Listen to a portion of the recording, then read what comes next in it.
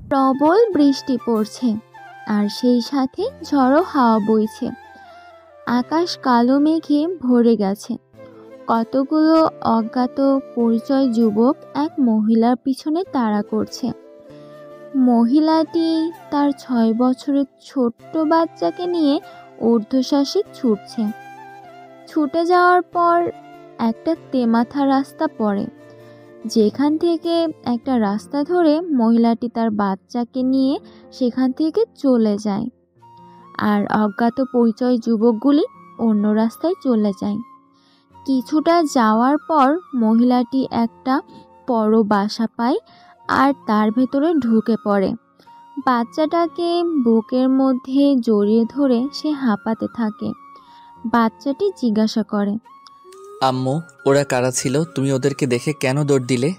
ওরা পচা লোক, ওরা আমাদের ক্ষতি করতে চাইছে। কেন আম্মু, আমরা কি করেছি? ওরা কেন আমাদের ক্ষতি করতে চাইছে? সে অনেক ঘটনা, তুই এখন অনেক ছোট আছিস, বুঝবি না। তুই যখন বড় হবি তখন আমি তোকে বলবো। আম্মু, আমার খুব খিদে পেয়েছে। হ্যাঁ রাতুল, এখানে তো কোথাও দোকান নেই, স্টেশনে গিয়ে কিছু কিনে দিব। চল আমরা এখান থেকে চলে যাই, আর কিছুটা হেঁটে চল আমার সাথে, তারপর স্টেশন পেয়ে যাব। স্টেশন থেকে আমরা ট্রেনে চেপে অনেক দূর চলে যাব, আর এই দুষ্ট লোকগুলো আমাদের খুঁজে পাবে না। রাতুল শেখ আমাদের এই গল্পের নায়ক। তার বয়স এখন ৬ বছর। তার আম্মু নাজমা বেগম। কি এমন ঘটনা ঘটেছিল? অজ্ঞাত পরিচয় যুবকগুলো নাজমা বেগমের পিছনে কেন তাড়া করছিল? কিছুটা হেঁটে যাওয়ার পর স্টেশনে ওঠে। ট্রেন আসতেই নাজমা বেগম রাতুলকে নিয়ে ট্রেনে উঠে পড়ে। কোথায় যাচ্ছে সে কিছু জানে না। রাতুল বারবার তার বন্ধুকে বলে তার খিদে পেয়েছে। নাজমা বেগমের কাছে কোনো টাকা নেই, তাই সে রাতুলকে এটা ওটা বলে ভুলিয়ে রাখে। ট্রেনে এক যাত্রীকে নাজমা বেগম জিজ্ঞাসা করে ট্রেনটা কোথায় যাবে। ভদ্রলোক বলে বারাসাত। নাজমা বেগম মনে মনে আল্লাহকে ডাকে আর বলে, আল্লাহ, তুমি আমাদের ভরসা।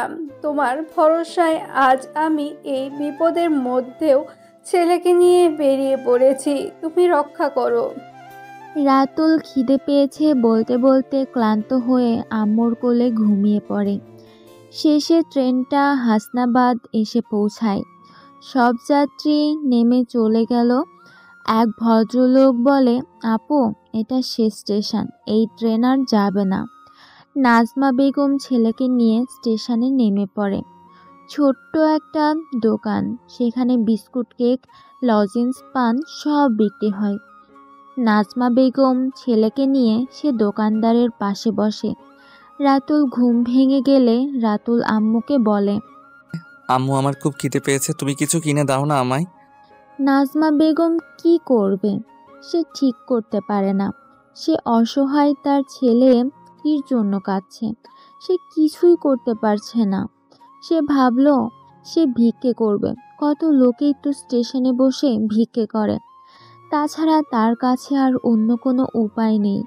ছেলেকে এইভাবে খিদের জ্বালায় ছটফট করছে, সে সহ্য করতে পারছে না। তাই এক ব্যক্তিকে বলল, বাবু, আমায় 10 টাকা দেবেন? আমার ছেলে কাল থেকে কিচ্ছুই খায়নি, ওর খুব খিদে পেয়েছে, দোয়া করুন বাবা।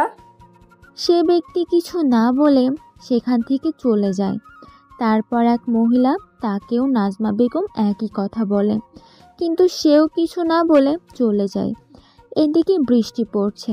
স্টেশনে খুব বেশি লোক নেই, তবুও নাজমা বেগম চেষ্টা করছে যেভাবেই হোক 10 টাকা পেলে ছেলেকে এসে বিস্কুট কিনে দেবে।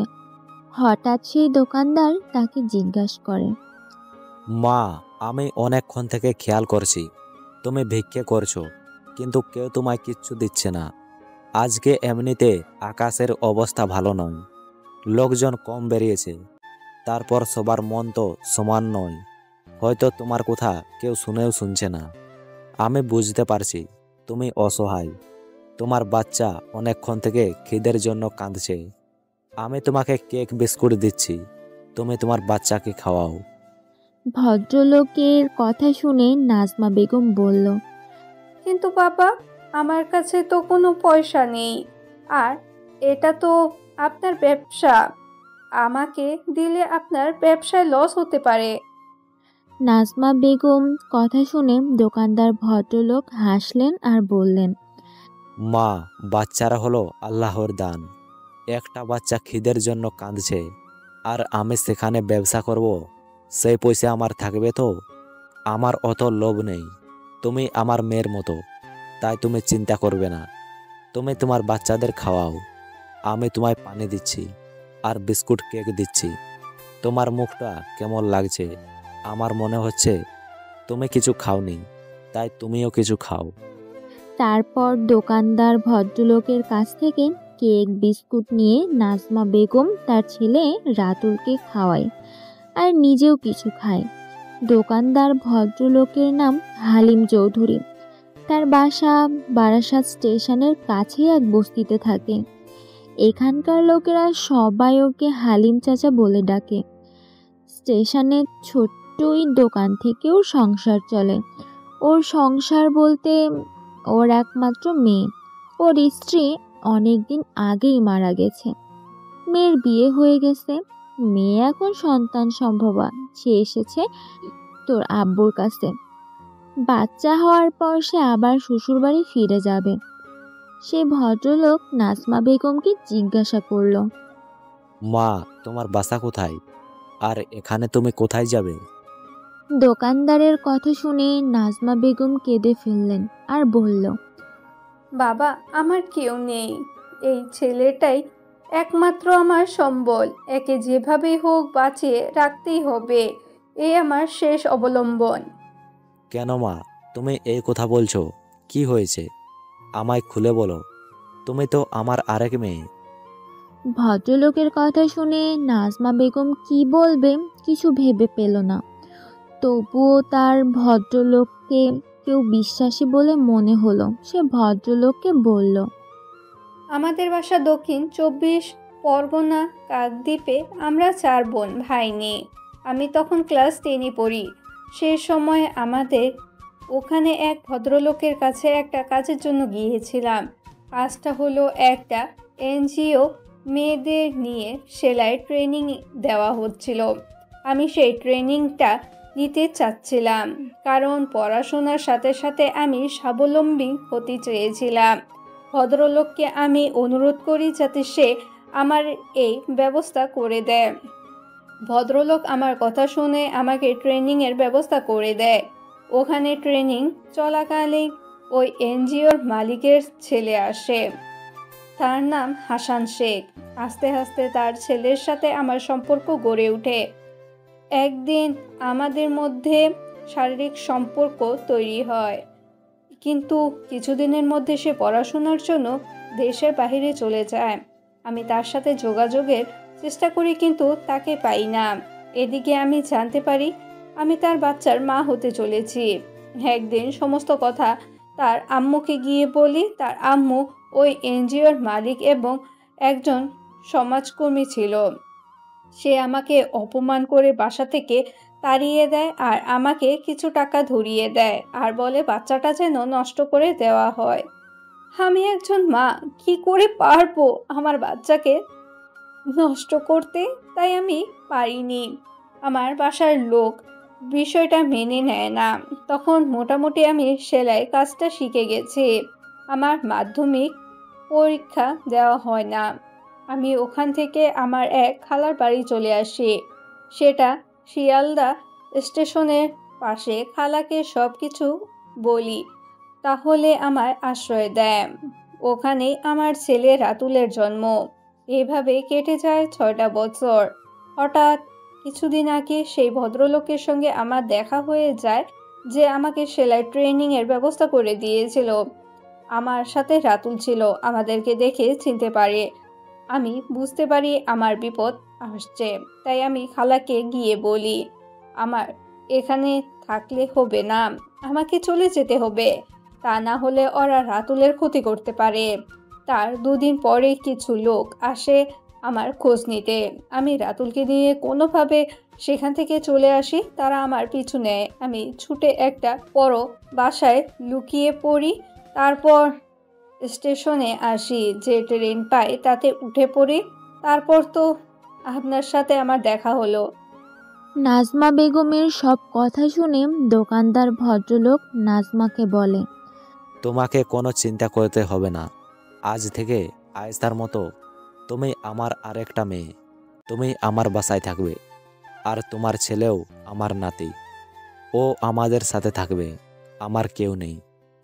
তারপর নাজমা বেগম রাতুলকে নিয়ে দোকানদারের বাসায় আসে। ওকে দেখে দোকানদারের মেয়ে আয়েশা বলে ওঠে, আব্বু, এই আপুটা কে? আর এই মিষ্টি ছেলেটা কে আব্বু? এটা তোমার একটা আপু, এটা ওরই ছেলে। তাই? আপু, তুমি কেমন আছো? কেমন মিষ্টি ছেলে? কি নাম বাবু তোমার? আয়েশা বেগমের কথা শুনে রাতুল বলল, আমার নাম রাতুল। বাহ, খুব মিষ্টি নাম তো তোমার।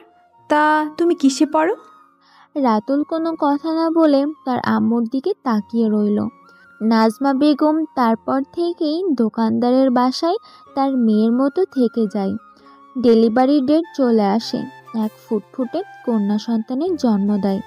হসপিটালে নাজমা বেগম আয়েশার মেয়েকে কোলে তুলে খুব আদর করে আর আয়েশাকে বলে, তোমার এই মেয়েটাকে আমি আমার ছেলের বউ করব। ওরা যখন বড় হবে ওদের আমি বিয়ে দিব। নাজমা বেগমের কথা শুনে আয়েশা হাসে, আর কিছু বলে না। তখন নাজমা বেগম আবার বলে, আমার ছেলের নাম রাতুল, আমি রেখেছি। আর তোমার মেয়ের নাম থাক পুতুল। পুতুলের মতোই দেখতে, রাতুলের সাথে মিলিয়ে ওর নাম রেখে দিলাম। তোমার পছন্দ হয়নি আয়েশা? খুব সুন্দর। এরপর আয়েশা মেয়েকে নিয়ে শ্বশুরবাড়ি চলে যায়। দোকানদারের শরীর খারাপ করে নাজমা বেগমকে বলে, নাজমা, তুমি তো আমার একটা মেয়ে। আমার শরীরটা ভালো নয়। তুমি বরঞ্চ স্টেশনের দোকানটা একটু সামলাও। ওখানে অনেক মেয়েরা দোকান চালায়, কোনো সমস্যা হবে না। তুমি তোমার মতো করে চালাবে। চাচা, আমি পারবো। কেন পারবে না? এখন তো মেয়েরা অনেক কাজই করে। তুমি পারবে। আমি যখন থাকবো না, তুমি দোকান চালাবে। রাতুলকে মানুষ করতে হবে তো। কেন চাচা এভাবে কথা বলছো? আমার শরীর ভালো নয়, যে কোনো সময় কিছু হয়ে যেতে পারে, তাই বললাম। এর 1 বছর পুতুলকে রেখে আয়েশা বেগম মারা যায়। ওর শ্বশুরবাড়ির লোক খুব একটা ভালো ছিল না, তার উপর নানা রকম অত্যাচার করত। সেই সব সহ্য না করতে পেরে সে আত্মহত্যা করে। মেয়ের মৃত্যুর শোক হালিম চাচা মেনে নিতে পারে না। তার কিছুদিন পর সেও মারা যায়। নাজমা বেগম দোকান চালায়, তার সাথে সাথে রাতুলকে মানুষ করে। রাতুল পড়াশোনায় খুব ভালো। দেখতে দেখতে 15 বছর কেটে যায়। আজকে রাতুল পরীক্ষা ছিল, সে বর্ডার সিকিউরিটি ফোর্সে চাকরি করতে চায়। খুব ভালো পরীক্ষা দিয়েছে সে। মাঠ এবং লিখিত পরীক্ষা সকলের ভালোভাবে উত্তীর্ণ হয়েছে। এরপর চাকরির চিঠি আসে, সে ভারত বাংলাদেশ সীমান্তে বর্ডার সিকিউরিটি ফোর্সে জয়েন করে। রাতুল, আমি যে তোকে বললাম, কবে করবি কাজটা? আম্মু, আমার একদম মনে ছিল না। ঠিক আছে, আমি চেষ্টা করব। রাতুল এখন বিএসএফ ক্যাম্পে থাকে। কদিন ধরে নাজমা বেগম ছেলেকে আয়েশাদের বাসায় খবর আনতে বলেছিল, কিন্তু কাজে ব্যস্ত থাকার জন্য রাতুল সময় পায় না। তার মেয়ে ছোট্ট পুতুল আজকে কত বড় হয়েছে। শুনেছে আয়েশা মারা যাবার পর তার স্বামী পুনরায় দ্বিতীয় বিবাহ করেছে। যে মহিলাকে বিয়ে করেছে উনি নাকি এক সন্তানের মা, একটা মেয়ে আছে। তারা নাকি পুতুলকে দেখতে পারে না, আর তার উপরে নানা রকম মানসিক ও শারীরিক অত্যাচার চালায়। নাজমা বেগম চেষ্টা করেছিল পুতুলকে নিজের কাছে রাখার, কিন্তু কী অধিকারে রাখবে তাই সে কিছু করতে পারে না। দীর্ঘদিন ওনার সাথে যোগাযোগ নাই। নাজমা বেগম এখনও স্টেশনে ছোট্ট দোকানটি চালায়। হাসান, আর কতদিন অপেক্ষা করবি? আমি তোকে কতবার বলবো, সে অন্য ছেলের সাথে ভেগে গেছে, আর তুই তার জন্য আজ অপেক্ষা করছিস? আমি জানি না মিস্টার আজাদের মেয়ের সাথে তোর বিয়ে ঠিক হয়েছে। তুই আর না বলবি না। আম্মু, আর কতবার তোমায় বলবো আমি বিয়ে করব না? ব্যস্ত আছি, রাজনীতি করছি, সমাজসেবা করছি। একজন এমএলএ হিসেবে কত দায়িত্ব আমার জানো। এলাকার মানুষকে ভালো রাখতে হবে, তাদের নিরাপত্তা দিতে হবে, কোথায় কি সমস্যা তা দেখতে হবে। ওরা আমাকে ভোট দিয়ে নির্বাচিত করেছে, এলাকার মানুষকে ভালো রাখা আমার দায়িত্বের মধ্যে পড়ে। তা আমি অস্বীকার করব কি করে? তুই রাজনীতি কর না, সমস্যা নেই, কিন্তু বিয়ে না করলে কি করে হবে? তোমার তো বাকি দুটো ছেলে বিয়ে করে সংসার করছে, আমি যদি নাই করি তাতে কি এমন মহাভারত অশুদ্ধ হবে? আমার আর বিয়ে করার বয়স নেই। ছেলের কথা শুনে রেগে যায় সালমা বেগম। সে চিৎকার করে বলে ওঠে, কত আর বয়স তোর? মাত্র 43 বছর। এই বয়সে অনেকেই বিয়ে করে সংসার করে আবার বাচ্চার বাবাও হয়। আম্মু, তুমি বাজে বকা বন্ধ করবে? আমার জরুরি মিটিং আছে, আমি এখন বেরোবো। প্রতিদিন খাবার টেবিলে এসব কথা না বললেই নয়, আমার ভালো লাগে না। তুমি আর এসব একদম বলবে না। কথাটা বলে হাসান শেখ সেখান থেকে চলে যায়। সালমা বেগম তবুও ফুসফুস করা ছাড়ে না। সে মনে মনে বলে, ওই মিস্টার আজাদের মেয়ে রেশমির সাথে তোর বিয়ে আমি দিয়েই ছাড়বো। হাসান শেখ হলো গল্পের হিরো, রাতুল শেখের আব্বু। তারা 3 ভাই। হাসান শেখ রাজনীতি করে, স্থানীয় এলাকার এমএলএস, সেই সাথে একজন সমাজসেবক। তার বাকি 2 ভাই পারিবারিক ব্যবসা দেখাশোনা করে। দুজনেই বিবাহিত, দুজনেরই 2টো করে মেয়ে আছে। যখন নাজমা বেগমকে অপমান করে তাড়িয়ে দেওয়া হয়েছিল, তখন হাসান শেখ স্টাডি কমপ্লিট করার জন্য কানাডায় ছিল। সে এসে নাজমাকে অনেক খোঁজার চেষ্টা করে, কিন্তু পায়নি। পরবর্তীকালে সে রাজনীতিতে যোগদান করে আর সাথে সাথে সমাজের কিছু উন্নয়নমূলক কাজ করে। এলাকায় তার প্রচুর নামডাক। মাহমুদ, তোমাকে কিছু দায়িত্ব দেব। কিছু রিপোর্ট আসছে কদিন ধরে আমার কাছে। সীমান্ত দিয়ে কিছু বেআইনি কাজ হচ্ছে, আমার কাছে রিপোর্ট এসেছে। আমি তদন্ত করতে চাই। তুমি আমাকে এ ব্যাপারে সাহায্য করবে? জি স্যার, আপনি যা সাহায্য চাইবেন আমি তাই আপনাকে দেব। ঠিক আছে মাহমুদ, তুমি এখন যাও, আমি 2 দিন পর তোমাকে সব কিছু জানাবো। কদিন ধরে রাতুলের কাছে খবর আসছিল, সীমান্ত দিয়ে নাকি কিছু শিশুকে, সেই সাথে কিছু মেয়েকে পাচার করা হচ্ছে। সেই কারণে রাতুল মাহমুদকে দায়িত্ব দিয়েছে। মাহমুদ হলো রাতুলের একজন সহকর্মী। কিছুদিন পর এক ভদ্রলোককে পাচারের অভিযোগে গ্রেফতার করা হয়। ভদ্রলোকের নাম আক্তার হোসেন চৌধুরী। রাতুল আক্তার হোসেনকে জিজ্ঞাসা করে, আপনি কেন এরকম ইল্লিগাল কাজ করেছেন? আপনার লজ্জা করে না এরকম কাজ করতে? রাতুলের কথা শুনে আক্তার হোসেন কিছু বলে না। সে মাথা হেঁট করে বসে থাকে। তা দেখে রাতুল আরও রেগে যায়। সে বলে, মাথা হেট করলে তাতে শাস্তি কম হবে না? আপনি বলুন, এই কাজের সাথে কারা কারা জড়িত? তাদের কাউকে ছাড়া হবে না, আর আপনাকে তো এর জন্য কঠিন শাস্তি পেতেই হবে। রাতুলের কথা শুনে আক্তার হোসেন কেঁদে ফেলে আর বলে, না স্যার, আমার শাস্তি দেবেন না, আমি কিছু করিনি। আমার যদি কিছু হয়ে যায় আমার পরিবার ভেসে যাবে, বিশেষ করে আমার মেয়ে। ওর কেউ নেই, ওকে ওরা আরও কষ্ট দেবে। যখন করেছিলিস তখন মনে ছিল না? তখন পরিবারের কথা ভাবিসনি? সরকার আমাদের মাইনে দেয় সীমান্তে শান্তি শৃঙ্খলা বজায় রাখার জন্য, আর তোরা বেঈমানেরা যত রকমের নোংরা কাজ করছিস আর এলাকার শান্তি নষ্ট করছিস। তোরা মানুষ নয়, এক একটা নরপশু। কিছুদিন ধরে রাতুল জানতে পারে জালটা অনেক দূর পর্যন্ত ছড়িয়ে আছে। সে উপর মহলকে জানায় এবং নিজেই তথ্য সংগ্রহ করে। তোর আব্বুকে বর্ডারের লোক জোর করে আটকে রেখেছে। তুই যেভাবে হোক তোর আব্বুকে ওইখান থেকে ছাড়িয়ে নিয়ে আসবি, তা না হলে তোর অবস্থা খুব খারাপ করে দেব। তোর আব্বু যদি মুখ খুলে আমাদের অনেক ক্ষতি হয়ে যাবে, আর এই ক্ষতির মূল্য তোকেই চোকাতে হবে। কি বললাম, বুঝতে পারলি? আমায় কি করতে হবে আম্মু? কি করতে হবে? এত বড় মেয়েকে বুঝিয়ে দিতে হবে? আমি কি করে বুঝবো আম্মু?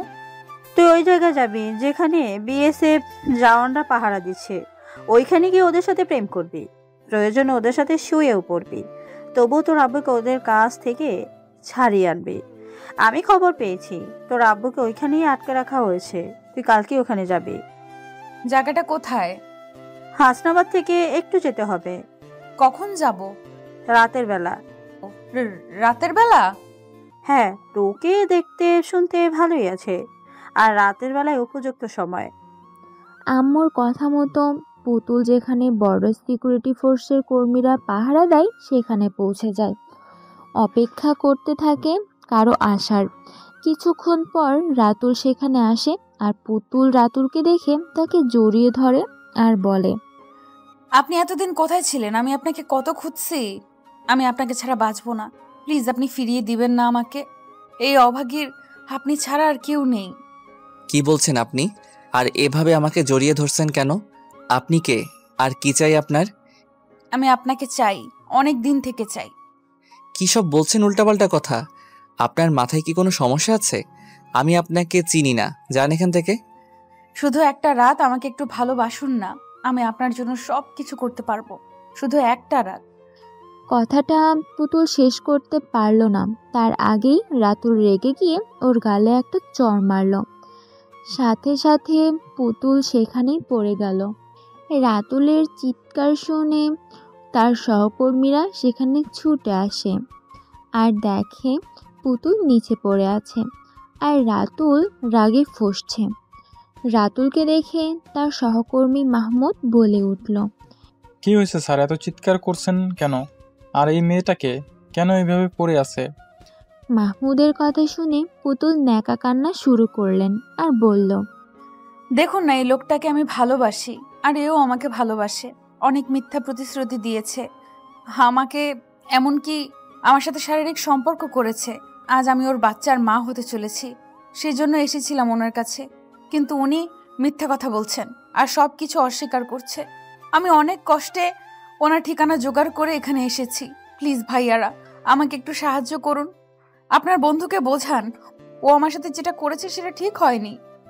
পুতুল চৌধুরী হলো এই গল্পের নায়িকা। তার বাবা আক্তার হোসেন চৌধুরী বিএসএফে জওয়ান, সন্দেহ করে তাকে আটকে রেখেছে। আলিয়া বেগম হলো পুতুল চৌধুরীর সৎ মা। তার এক সৎ বোন আছে। পুতুলের বয়স এখন 17 বছর। সে একবারে দ্বাদশ ক্লাসে উঠেছে। সামনের বছর সে উচ্চ মাধ্যমিক পরীক্ষা দেবে। তার সৎ আম্মু তাকে দেখতে পারে না।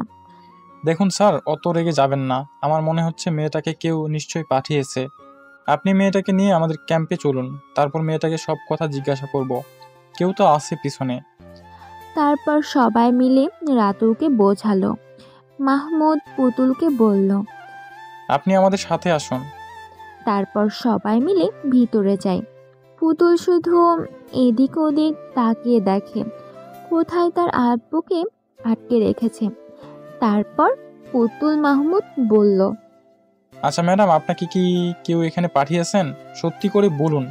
যদি আপনি সত্যি কথা বলেন তাহলে আমরা আপনাকে ছেড়ে দেব, আর যদি মিথ্যা বলেন আপনাকে আমরা সারা জীবনের জন্য এখানে আটকে রাখবো। দেখুন, আমরা সীমান্ত রক্ষী, সীমান্তে পাহারা দেই যাতে কোনো খারাপ কাজ না হয়। আপনি কেন এখানে এসেছেন? আপনার আসল উদ্দেশ্য কি? যদি আপনি সত্য কথা বলেন তাহলে আমরা আপনাকে কিছু বলবো না, নিঃশব্দে মুক্তি দেব। মাহমুদের কথা শুনে পুতুল কিছুক্ষণ চুপ করে বসে রইল। তারপর সে বলল, আপনারা কেন আমার আব্বুকে এখানে আটকে রেখেছেন? আমার আব্বু কোনো অন্যায় কাজ করেনি। পুতুলের কথা শুনে উপস্থিত সকল চমকে যায়। সেটা দেখে রাতুল বলে, ড্রামা ভালোই জানেন ম্যাডাম। তাহলে এবার সত্যিটা বলুন, আপনার নাম কি আর কোথা থেকে এসেছেন? রাতুলের কথা শুনে পুতুল রাতুলের দিকে তাকিয়ে দেখে, তারপর বলে, আমি কোনো ড্রামা করছি না। আমার আব্বু ছাড়া আমার কেউ নেই। আমার আব্বুকে আটকে রেখেছেন, তাই আমি আপনাদের কাছে এসেছি। রাতুল রেগে যাচ্ছে দেখে মাহমুদ ওকে সরিয়ে দিয়ে নিজে কথা বলে আর জিজ্ঞাসা করে, আচ্ছা, তোমার আব্বুর নাম কি? তোমার আব্বুকে আমরা ধরে রেখেছি এ কথা কে বললো তোমাকে? আমার আম্মু বলেছে বিএসএফ ছেলেরা ধরে রেখেছে তোর বাবাকে, তাই তো আমি আপনাদের কাছে এসেছি। আমার আব্বুর নাম আক্তার হোসেন চৌধুরী, আমার নাম পুতুল চৌধুরী। আমাদের বাসা হাসানাবাদের কাছে। ও, বুঝেছি। তাহলে ওই ভদ্রলোক আপনার আব্বু হয়, কিন্তু ওনার নামে শিশু নারী পাচার করার অভিযোগ আছে। আর তা প্রমাণিত। সেই কারণেই আপনার আব্বুকে আমরা জিজ্ঞাসা করার জন্য ধরে রেখেছি। আমার আব্বু নির্দোষ, উনি কখনোই খারাপ কাজ করতে পারেন না। আমার আব্বুকে ফাঁসানো হয়েছে। এতক্ষণ রাতুল কোনো কথা বলেনি। এবার রাতুল বলল, ঠিক আছে, তোমার আব্বু যদি নির্দোষ হয় তাহলে আমরা ওনাকে ছেড়ে দেব, কিন্তু তার জন্য আমাদের 1 সপ্তাহ সময় লাগবে, কারণ বিষয়টা অনেক দূর পর্যন্ত গড়িয়ে গেছে। তদন্ত চলছে। তোমার আব্বু যদি তদন্তে সহযোগিতা করে তাহলে ওকে তাড়াতাড়ি আমরা মুক্তি দিয়ে দেব। তুমি এখন ফিরে যাও, চিন্তা করো না, আমরা তোমার আব্বুর কোনো ক্ষতি করব না। তুমি যদি চাও তাহলে তুমি তোমার আব্বুর সাথে কথা বলতে পারো। হ্যাঁ, আমি আমার আব্বুর সাথে দেখা করব। পুতুলের কথা শুনে রাতুল পুতুলকে নিয়ে ওর আব্বুর কাছে গেল। আব্বুকে দেখে পুতুল তাকে জড়িয়ে ধরে কাঁদতে লাগলো আর বলল, আব্বু তুমি কেমন আছো? মেয়েকে দেখে আক্তার হোসেন চমকে গেল। সে উদ্বিগ্ন কণ্ঠে জিজ্ঞাসা করলো, তুই কেন এখানে? কে তোকে পাঠিয়েছে? তুই জানলি কি করে আমি এখানে আসি? আম্মু বলেছে বর্ডার সিকিউরিটি ফোর্সের লোকেরা তোমাকে এখানে আটকে রেখেছে, কিন্তু আমি জানি আব্বু তুমি কোনো দোষ করোনি। মেয়ের কথা শুনে আক্তার হোসেন মেয়েকে বলল, তুই ফিরে যা বাসায়, আমার জন্য তোকে চিন্তা করতে হবে না, আমি ভালো আছি। আব্বুর কথা শুনে পুতুল রেগে গেল আর বলল, না আব্বু, তুমি ভালো নেই, আমি দেখতে পাচ্ছি তুমি ভালো থাকতে পারো না। কেন মিথ্যা অভিনয় করছো আমার সাথে? মেয়ের কথা শুনে আক্তার হোসেন চোখে পানিতে ভরে যায়। তারপর সে মেয়েকে বুকের মধ্যে জড়িয়ে ধরে আর বলে, তোকে ভালো রাখার জন্য আমি তোর আম্মু মারা যাওয়ার পর ওই মহিলাকে বিয়ে করেছি, শুধু তোর দাদির ইচ্ছাতে। আমার ইচ্ছা ছিল না, আমি জানতাম এই মহিলা ভালো মেয়ে নয়, ও কখনোই তোকে নিজের মেয়ে মনে করবে না, ও তোর ক্ষতি করতে চাইছে। এই মহিলা এক ভয়ঙ্কর ষড়যন্ত্রে লিপ্ত। আমার খুব কষ্ট হচ্ছে জানিস, তোর আম্মুকে আমি রক্ষা করতে পারিনি। তোর আম্মুকে আমি কথা দিয়েছিলাম অন্তত তোকে আমি রক্ষা করব। আমি জানি না আদৌ সেটা পারবো কিনা। তোর দাদি আর আমার ভাবিরা মিলে তোর আম্মুর উপর অত্যাচার করতো। আমি তখন কাজ করে সারাদিন পরে ক্লান্ত হয়ে বাসায় ফিরতাম। তোর আম্মু কান্নাকাটি করতো, কিন্তু আমি অত গুরুত্ব দিতাম না। যেদিন তোর আম্মু আত্মহত্যা করলো সেদিন একটা চিঠি দিয়ে তার করুণ কাহিনী আমাকে বলে গিয়েছিল। আর তোকে যেন ভালো করে মানুষ করি। আমি হতভাগ্য স্বামী হিসেবে আমি কোনো দায়িত্ব পালন করতে পারিনি, আর আব্বু হিসেবে আমি চূড়ান্ত ব্যর্থ হয়ে গেছি। আমি জানি না কোন ফেরেশতা আছে নাকি যে তোকে বিপদ থেকে রক্ষা করবে। একমাত্র আল্লাহই ভরসা, তাকে ডাক, সে যেন কাউকে পাঠিয়ে দেয় তোকে রক্ষা করার জন্য। হ্যাঁ আমি। আব্বুর মুখ থেকে এ কথা শুনে পুতুল বলল, আব্বু আমার জন্য তোমাকে চিন্তা করতে হবে না, তুমি বড্ড রোগা হয়ে গেছো আব্বু। তুমি ফিরে চলো বাসায়, তোমাকে ছাড়া আমার যে বড্ড কষ্ট হচ্ছে আব্বু। মেয়ের কথা শুনে আক্তার হোসেন মেয়ের কপালে চুম্বন দিয়ে বলে, পাগল মেয়ে, এদের কাছে আমার নামে অভিযোগ আছে, আমি নাকি বর্ডারতে নারী ও শিশু পাচার করি। সে তথ্য প্রমাণ ওরা পেয়েছে, তাই ওরা আমাকে ধরে নিয়ে এসেছে।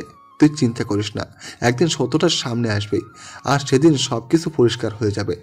আমি তো জানি আমি কিছু করিনি, আমি নির্দোষ। একদিন না একদিন আমি ছাড়া পেয়ে যাব। তুই সাবধানে থাকবি আর নিজের খেয়াল রাখবি। আর বাসার কাউকে খুব বেশি বিশ্বাস করবে না, ওদের মুখে আর মুখোশের মধ্যে অনেক তফাৎ। তুই এখন ফিরে যা, যদি প্রয়োজন হয় তুই আবার আমার সাথে দেখা করবি, কিন্তু কখনোই তোর আম্মুর ফাঁদে পা দিবি না। কিন্তু আব্বু আমি যেখানে এসেছি আম্মুর কথাতে আমি তো পাঠিয়েছি সব ড্রামা করে যাতে তোমার কাছে আসতে পারি। ড্রামার কথা শুনে আক্তার হোসেন মেয়েকে জিজ্ঞাসা করে, ড্রামা কিসের জন্য করছিস তুই? আব্বুর কথা শুনে পুতুল আমতা আমতা করে বলে, আব্বু আসলে ওটা আমি করতে চাইনি, আম্মু আমায় শিখিয়ে দিয়েছিল। তারপর পুতুল তার আব্বুকে রাতুলের সাথে কি করেছে, কি বলেছে সমস্ত ঘটনা খুলে বলল। মেয়ের মুখ থেকে এসব কথা শুনে আক্তার হোসেন বলল, ছি আম্মু, এই জঘন্য কাজ আবার কেউ করে? তোমার আম্মু বাজে মেয়ে ছেলে, ও আমার সাথে ওই রকম ভালোবাসা অভিনয় করেছিল। আমিও তোমার ভবিষ্যতের কথা চিন্তা করে ওর ফাঁদে পা দিয়েছিলাম। তাই বলছি, তুমি আর তোমার আম্মুর কথা শুনে আর এরকম কাজ করবে না। জানো তো এরা পুলিশের লোক, বর্ডার পাহারা দেয়। ওরা যদি আইনের কোনো ব্যবস্থা নাই তোমার ক্ষতি হতে পারে। আর এমন কাজ করবে না কেমন? তুমি এখন ফিরে যাও আর মন দিয়ে পড়াশোনা করো। আব্বুর মুখ থেকে এসব কথা শুনে কিছু বলে না। আব্বুর কাছ থেকে সে বিদায় নিয়ে সেখান থেকে চলে আসে। আক্তার হোসেন ভালোবেসে কখনো কখনো মেয়েকে তুমি বলে ডাকে। শুনো, তোমাকে ডাকছি, তোমার সাথে আমার কিছু কথা আছে।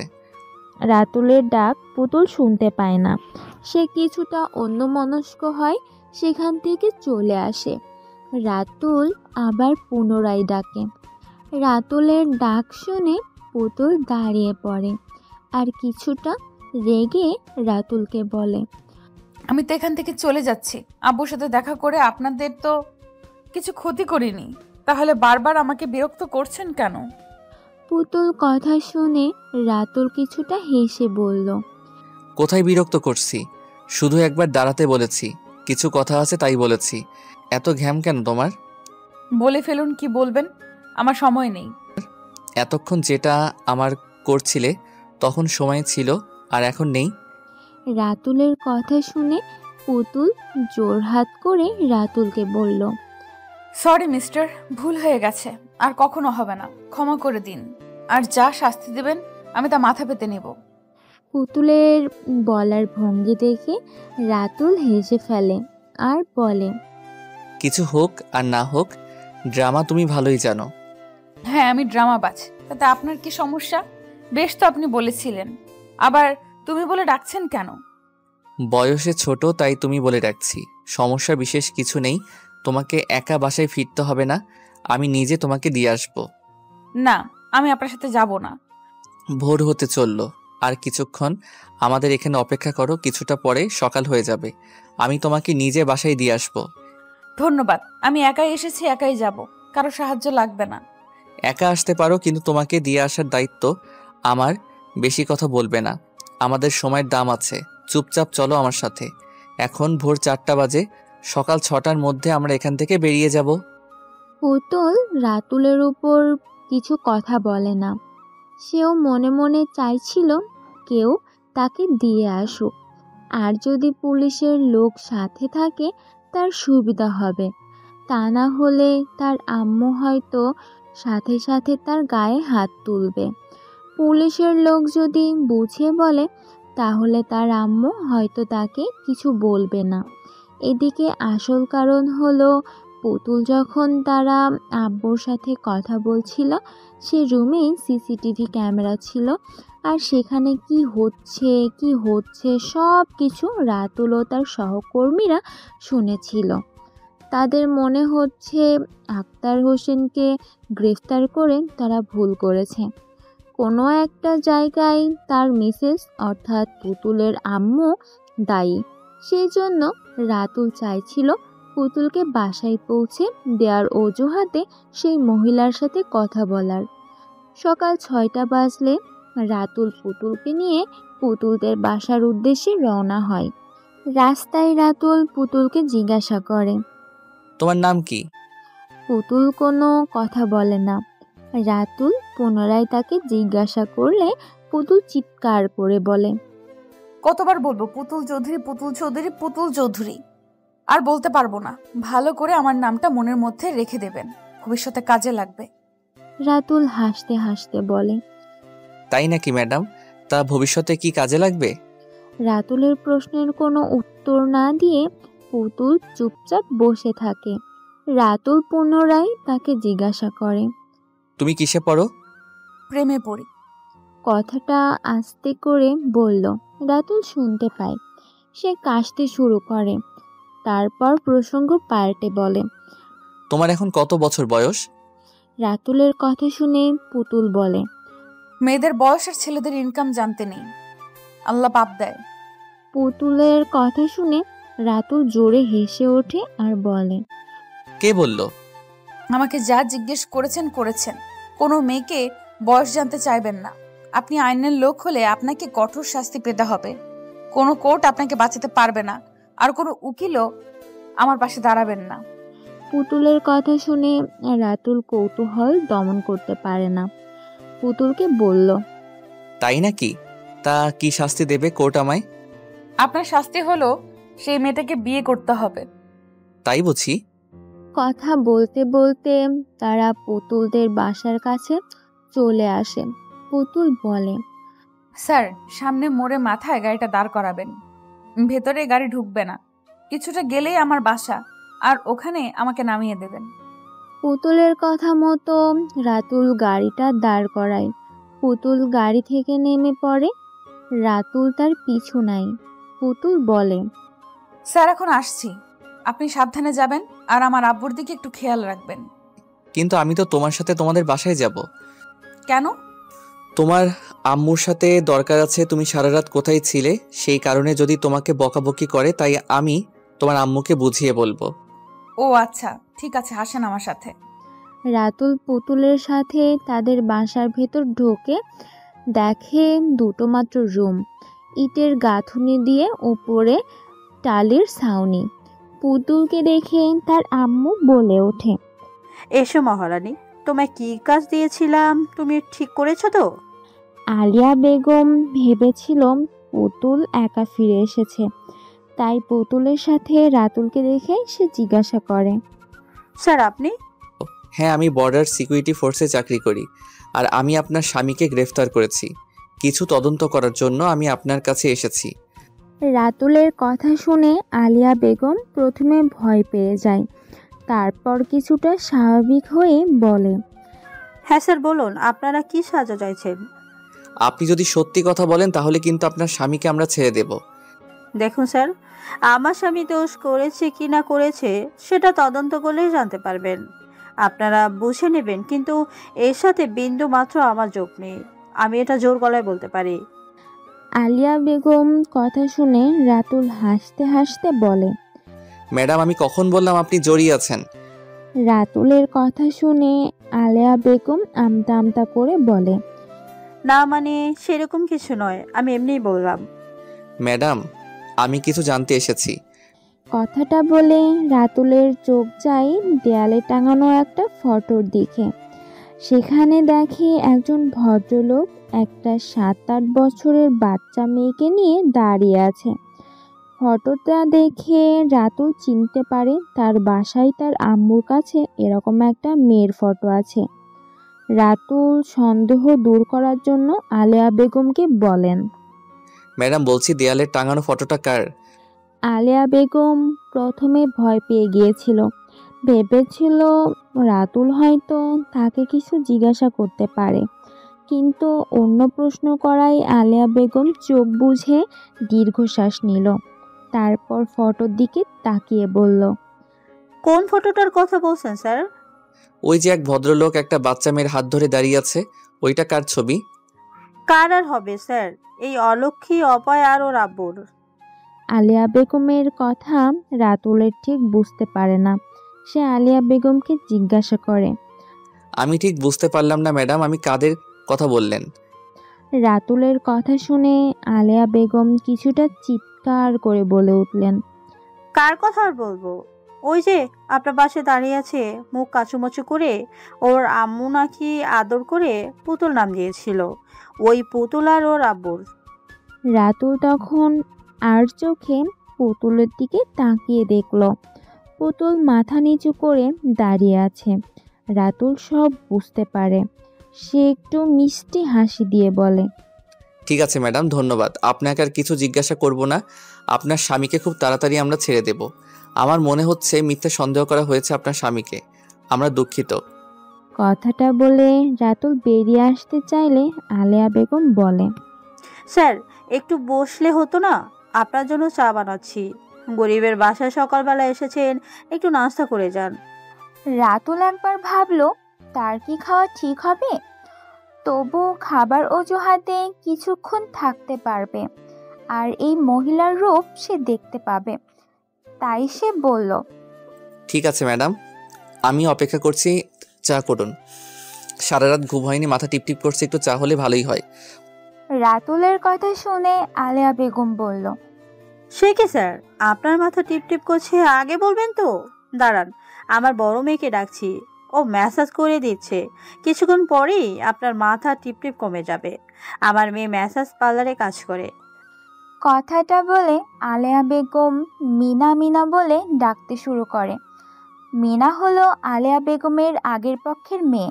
আলেয়া বেগমের আগে একবার বিয়ে হয়েছিল, কিন্তু বিয়ের কিছুদিন পর তার ডিভোর্স হয়ে যায়। মিনা তার আম্মুর কাছে থেকে যায় আর তার হাজবেন্ড চলে যায় রাজস্থান।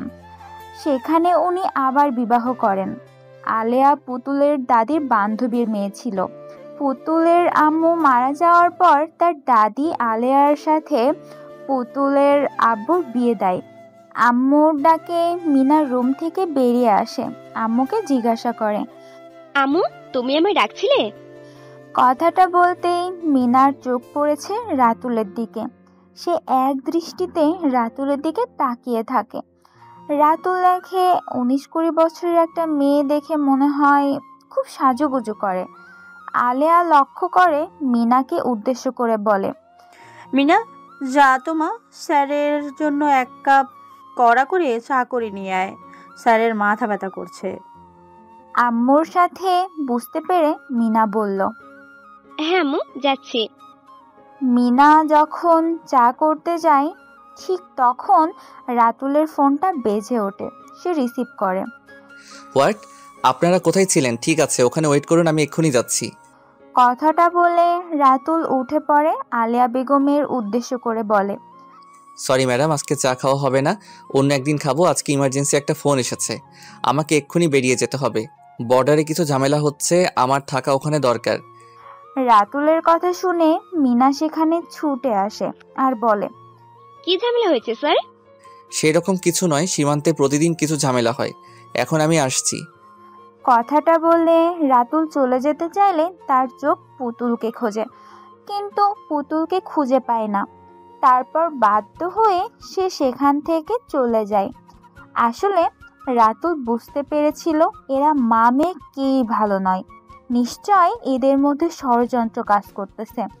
ফোন কেউ তাকে করেনি, নিজেই ফোন করে রিসিভ করে আর নাটক করে যাতে চা খেতে না হয় ওকে।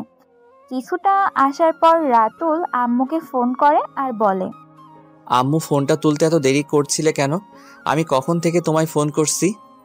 কখন থেকে আর করছিস? মাত্র 2 বার বাজছে। ফোনটা সাথে সাথেই রিসিভ করেছি। কি করছিলে আম্মু? এই দোকানটা একটু ঝাড় দিলাম। আম্মু, আমি তোমায় বলেছি না দোকান খুলতে হবে না? আমি তো এখন ইনকাম করছি। ইনকাম করছিস তো কি হয়েছে? আমি যতক্ষণ পারবো দোকান খুলবো। এখন কেন তোর থেকে টাকা পয়সা নিব? মনে রাখিস, এই দোকান থেকে আমি তোকে মানুষ করেছি। এক চাচার আশীর্বাদ আছে।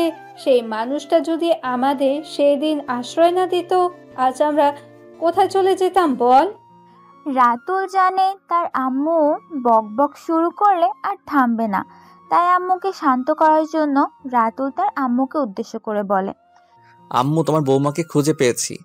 ছেলের কথা মানে কিছু বুঝতে পারে না নাজমা বেগম। সে জিজ্ঞাসা করে, বৌমা? কিসের বৌমা? কিসব বলছিস উল্টো পাল্টা কথা? উল্টাপাল্টা নয় আম্মু, একদম সত্যি কথা বলছি। পুতুলকে খুঁজে পেয়েছি। ছেলের মুখ থেকে এই কথা শুনে নাজমা বেগম চিৎকার করে বলে উঠল, কি বলিস তুই উল্টো পাল্টা? কোথায় তুই ওকে কোথায় খুঁজে পেলি? এখানেই পেয়েছি। এখানে বলতে কোথায় পেয়েছিস? আমার ক্যাম্পের সামনে। ক্যাম্পাসের সামনে মানে? আমি ঠিক বুঝলাম না, তুই সব কিছু বুঝিয়ে বল আমায়। কিছুদিন আগে ডাক্তার হোসেন চৌধুরীকে আমরা গ্রেফতার করি। ওনার বিরুদ্ধে অভিযোগ ছিল সীমান্ত দিয়ে উনি নাকি শিশু নারীদের পাচার করেন। তারপর গতকাল একটা মেয়ে আসে আমাদের কাছে। প্রথমে ড্রামা করছিল, পরে খুব কান্নাকাটি শুরু করে দেয়। তারপর বলে তার আব্বুকে আমরা নাকি মিথ্যে অভিযোগে গ্রেফতার করেছি। এরপর সমস্ত ঘটনা একের পর এক রাতুল তার আম্মুকে বলতে থাকে।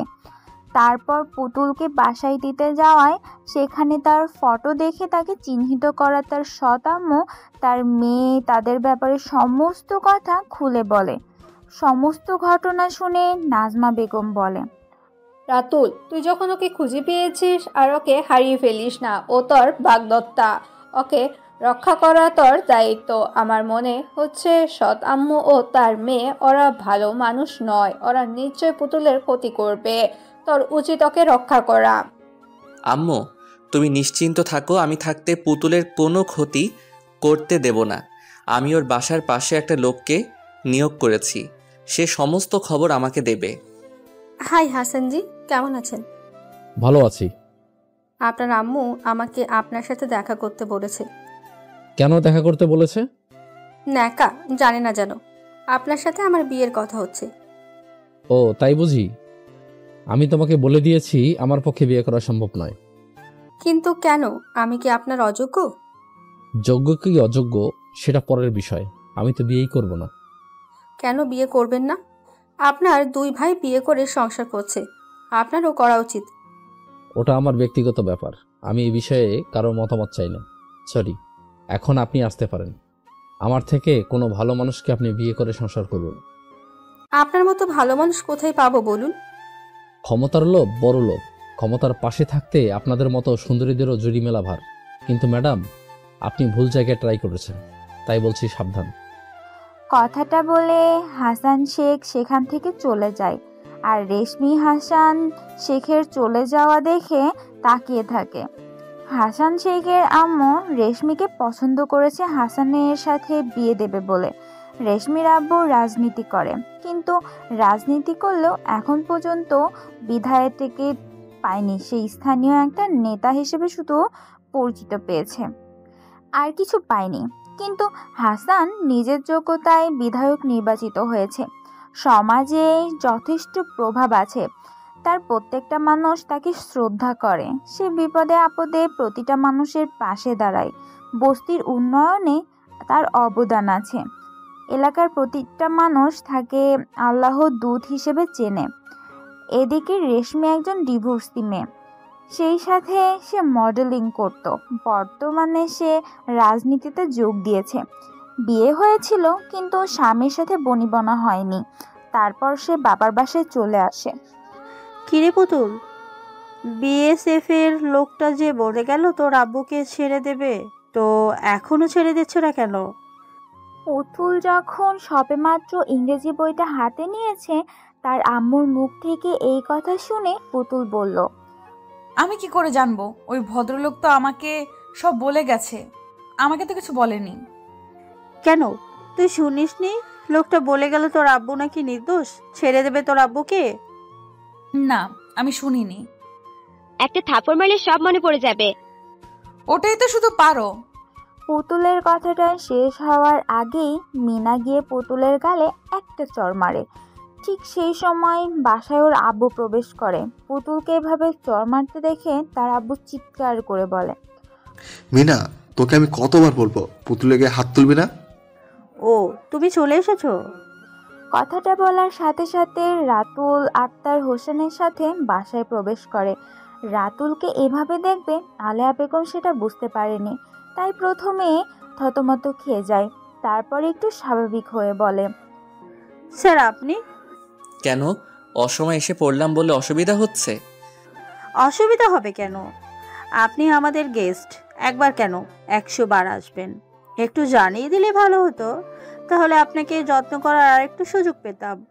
উনি তো এতদিন বাসায় ছিলেন না, সেজন্য বাসায় ভালো মন্দ এত কিছু রান্না হয়নি। আপনি আজকে আমাদের সাথে লাঞ্চ করবেন, আমি আয়োজন করছি। সেদিন তো নাস্তা না করে চলে গেলেন। জানেন আপনি চলে যাওয়ার জন্য মিনা কত কষ্ট পেয়েছে? আলিয়া বেগমের কথা শুনে রাতুল বলল, আমি নাস্তা করিনি বলে উনি কষ্ট পেয়েছেন, কিন্তু কেন? এতে কষ্ট পাবার কি আছে? ঠিক আছে, আজকে আমি চা খাবো। আর পুতুল, তুমি আমার জন্য চা পানি নিয়ে আসো, তোমার আব্বুও খাবে। রাতুলের কথা শুনে আক্তার হোসেনও বলেন, হ্যাঁ আম্মু, একটু ভালো করে চা করো, অনেকদিন তোর হাতে চা খাইনি। হ্যাঁ আব্বু, আমি এক্ষুনি যাচ্ছি। পুতুল, চায়ের একটু মিষ্টি কম দিবে, আমি আবার খুব মিষ্টি খেতে পারি না। পুতুল রান্নাঘরে চা করতে চলে গেলে রাতুল মিনাকে উদ্দেশ্য করে বলে, তারপর ম্যাডাম, আপনার পার্লার কেমন চলছে? রাতুলের কথা শুনে মিনা একটু চমকে যায়, তারপর বলে, কেন স্যার? গতবার এসেছিলাম, আপনার আম্মু বলছিল আমি নাকি পার্লারে কাজ করেন, তাই জিজ্ঞাসা করছিলাম কেমন চলছে। ভালো। কথা শেষ হতে না হতেই পুতুল চা করে নিয়ে রাতুলের সামনে দেয়। চায়ে মুখ দিয়ে পুতুলের উদ্দেশ্যে বলেন, জানো পুতুল, আমি ভাবছি তোমাকে আমাদের বাসায় নিয়ে যাব। তোমার চাটা খুব সুন্দর হয়েছে। আমার আম্মুর তোমার হাতে চা খেয়ে প্রশংসা করবে। আম্মুকে বলবো তোমার কথা। রাতুল যখন পুতুল প্রশংসা করছিল তখন পাশ থেকে আলেয়া বেগম বলে ওঠে, কি বলছেন স্যার? ওর থেকে আমার মেয়ে বিনা অনেক ভালো চা করে। আলেয়া বেগমের প্রশ্নের কোনো উত্তর দেয় না। তারপর পুতুলকে উদ্দেশ্য করে বলে, তুমি আজ স্কুলে যাবে না? না, আজকে ভালো লাগছে না। অনেক দিন পর আব্বু বাসায় ফিরেছে। আজকে যাব না, কাল থেকে যাব। রাতুল যখন পুতুলের সাথে কথা বলছিল তখন আলেয়া বেগম বলে, আর পড়াশোনা করতে হবে না, ওর বিয়ে দেওয়া হবে। আলেয়া বেগমের কথা শুনে রাতুল বলল, ওর এখন কত বয়সে বিয়ে দিবেন? তাছাড়া এখন তো বড় আপু আছে, ওর বিয়ে না হলে ছোট বোনের বিয়ে হবে কি করে? বড় আপু? আপনি কার কথা বলছেন? আমার মেয়ে মিনার কথা। ও মাস গেলে কত টাকা ইনকাম করে জানেন? আর ও কি করে? কিছুই করে না, সারাদিন পাড়া ছেলেদের সাথে মাখামাখি করে। ওরা আমার ছোট ভাই, আমি ওদের সাথে খেলাধুলা করি। ওদের মনে তোমাদের মতো অত পাপ নেই। দেখছেন কেমন বড়দের মুখের উপর কথা বলে? ওপার রাজু ওকে পছন্দ করেছে, শুধু ওর আব্বু আসার অপেক্ষায় ছিলাম। সামনের সপ্তাহে বিয়ে দিয়ে দেব। কে রাজু? কলমিস্ত্রি রাজু তোমার মেয়েকে পছন্দ হয়েছে। ওরা বাসায় এসেছিল প্রস্তাব নিয়ে, আমি ওদের হ্যাঁ বলে দিয়েছি। সামনের সপ্তাহে বিয়ে। আমার মেয়ের বিয়ে ঠিক করার অধিকার তোমাকে কে দিয়েছে? কত বড় ক্ষমতা তার ঠিক নেই। আমার মুখে বড় বড় কথা। ওদের কথাবার্তার মাঝে রাতুল উঠে দাঁড়ায় আর বলে, দেখুন, আপনারা ঝগড়া করবেন না। আমার মনে হয় পুতুলের এখনো 18 বছর বয়স হয়নি, তাই ওর বিয়ে দেওয়া ঠিক হবে না। যদি করেন তাহলে পুলিশ কিন্তু স্টেপ নিতে বাধ্য হবে আপনাদের বিরুদ্ধে। ও যেমন পড়াশোনা করছে, ওকে পড়াশোনা করতে দিন। কথাটা বলে রাতুল ওখান থেকে বেরিয়ে যায়। তার কিছুদিন পর রাতুলের কাছে একটা খবর আসে। সে জানতে পারে পুতুলকে নাকি মোটা দামে বিক্রি করা হবে। আলেয়া বেগম পার্টি ঠিক করে ফেলেছে। রাতুল পুতুল যখন স্কুলে যাচ্ছিল ঠিক সেই সমস্ত রাস্তায় দাঁড়িয়ে ছিল, সেটা পুতুল খেয়াল করেনি। পুতুল কাছে আসতে রাতুল ওকে গাড়িতে জোর করে তুলে নিয়ে যায়। তারপর নিজের কেনা ফ্ল্যাটে গিয়ে তোলে। কিছুক্ষণ পর পুতুলের জ্ঞান ফিরলে সে নিজেকে একটা অপরিচিত জায়গায় দেখতে পায়। সে বুঝতে পারেন তার আম্মু নিশ্চয়ই এই কাজ করিয়েছে। কিন্তু রাতুলের একটা বড় ছবি রুমে দেখতে পাই। পুতুলকে উঠে বসে থাকে, দেখে রাতুল তাকে কিছু নাস্তা দেয় আর বলে, এখন কেমন ফিল করছেন ম্যাডাম? রাতুলের কথা বলা দেখে পুতুল রেগে যায় আর বলে, আগে বলুন, আমাকে কেন ওখানে উঠিয়ে নিয়ে এসেছেন? তুমি জানো, আমি যদি তোমাকে আজকে না নিয়ে আসতাম তাহলে আজকে তোমার আম্মু এই আলিয়া বেগম তোমাকে মোটা অঙ্কে বিক্রি করে দিত। বিক্রি আমাকে কোথায়? তুমি জানো পুতুল তোমার আম্মু আর তোমার আপু ওরা কি কাজ করে? না তো। ওরা শিশু নারী পাচার চক্রের সাথে যুক্ত। ওরা শিশুদের শরীর থেকে কিডনি খুলে নিয়ে তাদের প্রতিবন্ধী করে দেয় আর মেয়েদেরকে দেহ ব্যবসা করায়। আমাদের এই সীমান্ত দিয়ে ওরা অনেক বেআইনি কাজ করে। শুধু তোমার আপু বা আম্মু নয়, এর উপরে আরও অনেক বড় মাথা আছে। এরা তো লোকাল কিছু মেয়েদের নিয়ে কাজ করে। এই গ্যাংটা বিশাল বড়, অনেক বড় বড় মাথা আছে এর সাথে জড়িত। তবে আমি শেষ পর্যন্ত খুঁজে বের করব। আমার দায়িত্ব ছিল তোমাকে রক্ষা করার। তুমি আমার বাগদত্তা। আম্মু বলেছে তোমার কোনো ক্ষতি যেন না হয়। তোমাকে সুরক্ষিতের জায়গায় রেখে আমি আমার পরবর্তী মিশন সম্পূর্ণ করব, যাতে কোনো বাচ্চা, কোনো মেয়ের কোনো ক্ষতি যাতে না হয়। সরকার আমাদের দায়িত্ব দিয়েছে সীমান্ত রক্ষা করার, আর সেই সীমান্ত দিয়ে কোনো রকম বেআইনি কাজ আমি করতে দেব না। রাতুলের কথাবার্তা নতুন কিছু বুঝতে পারে না। সে হাঁ করে রাতুলের কথা শুনছিল। সেটা লক্ষ্য করে রাতুল জিজ্ঞাসা করলো, কি হলো, হা হয়ে গেলে কেন? আমি ঠিক আপনার কথাবার্তা বুঝতে পারছি না। কি বুঝতে পারছো না বলো? বাগদত্তা মানে? বাগদত্তা কথার অর্থ কি সেটা সে কি করে বুঝবে? পুতুল বুঝতে পারলো না, তাই রাতুল পরিষ্কার কথাই বলল। বাগদত্তা কথার অর্থ হলো ছোটবেলা তোমার সাথে আমার বিয়ের কথা হয়েছে। রাতুলের কথা শুনে পুতুল রেগে যায় আর বলে, মিথ্যা কথা বলার জায়গা পাননি। আমার সাথে বিয়ে হয়েছে, আমি আপনাকে চিনি না, জানি না কোথায় আপনি ছিলেন, তাও আমি জানি না, আর আপনার সাথে আমার বিয়ে হয়ে গেল। এই একদম চেঁচিয়ে কথা বলবে না। তুমি আমার কাছে আছো সম্পূর্ণ আমার দায়িত্বে। কি করবেন? কি মারবেন আমাকে? মারুন, আমি আপনাকে ভয় পাই না। মারবো তো। সেদিন তুমি আমার নামে মিথ্যা কথা বললে, আর আমি তোমাকে ছেড়ে দেব নাকি? কি মিথ্যা কথা বলেছি আপনার নামে? মনে পড়ছে না? না, ম্যাডামের বুঝি ভুলে যাওয়ার রোগ আছে? রাতুলের কথায় পুতুল রেগে ফুসফুস করতে থাকে আর বলে, আমার ভুলে যাওয়া রোগ নেই, আপনার আছে। বাজে লোক একটা, আমাকে জোর করে আটকে রেখেছেন। পুতুলের কথা শুনে রাতুল বলে, সেবারে তুমি বলেছিলে কেন তোমার সাথে নাকি আমার শারীরিক সম্পর্ক হয়েছে, তুমি নাকি আমার বাচ্চার মা হতে চলেছ। রাতুলের কথা শুনে পুতুল আমতা আমতা করে আর বলে, আমি বলিনি, আম্মু বলার জন্য শিখিয়ে দিয়েছিল। ও তাই বুঝি। কথাটা বলে রাতুল পুতুলের দিকে এগোতে থাকে। পুতুল চিৎকার করে বলে, এটা কিন্তু ঠিক হচ্ছে না, আপনি আমার দিকে এগিয়ে আসবেন না। বারে, তুমি বলতে পারো আর আমি করলে দোষ? পুতুল পিছোতে থাকে আর রাতুল এগোতে থাকে। অবশেষে পুতুল দেয়ালের সাথে ধাক্কা খেয়ে দাঁড়িয়ে পড়ে আর রাতুল তার পাশে দুটো হাত রেখে পুতুলকে বলে, বলো এবার কোথায় যাবে? আর তো তোমার কোথাও যাওয়ার জায়গা নেই। কথাটা বলে রাতুল পুতুলকে নিজের বুকের সাথে জড়িয়ে ধরে আর কপালে স্নেহের চুম্বন দিয়ে বলে, আমি তোমাকে ভালোবাসি, কখনই তোমার ক্ষতি করব না। তুমি আমার কাছে নিরাপদে থাকবে, তাই আমি তোমাকে নিয়ে এসেছি। তুমি এখানে থাকো, তোমাকে কোনো চিন্তা করতে হবে না।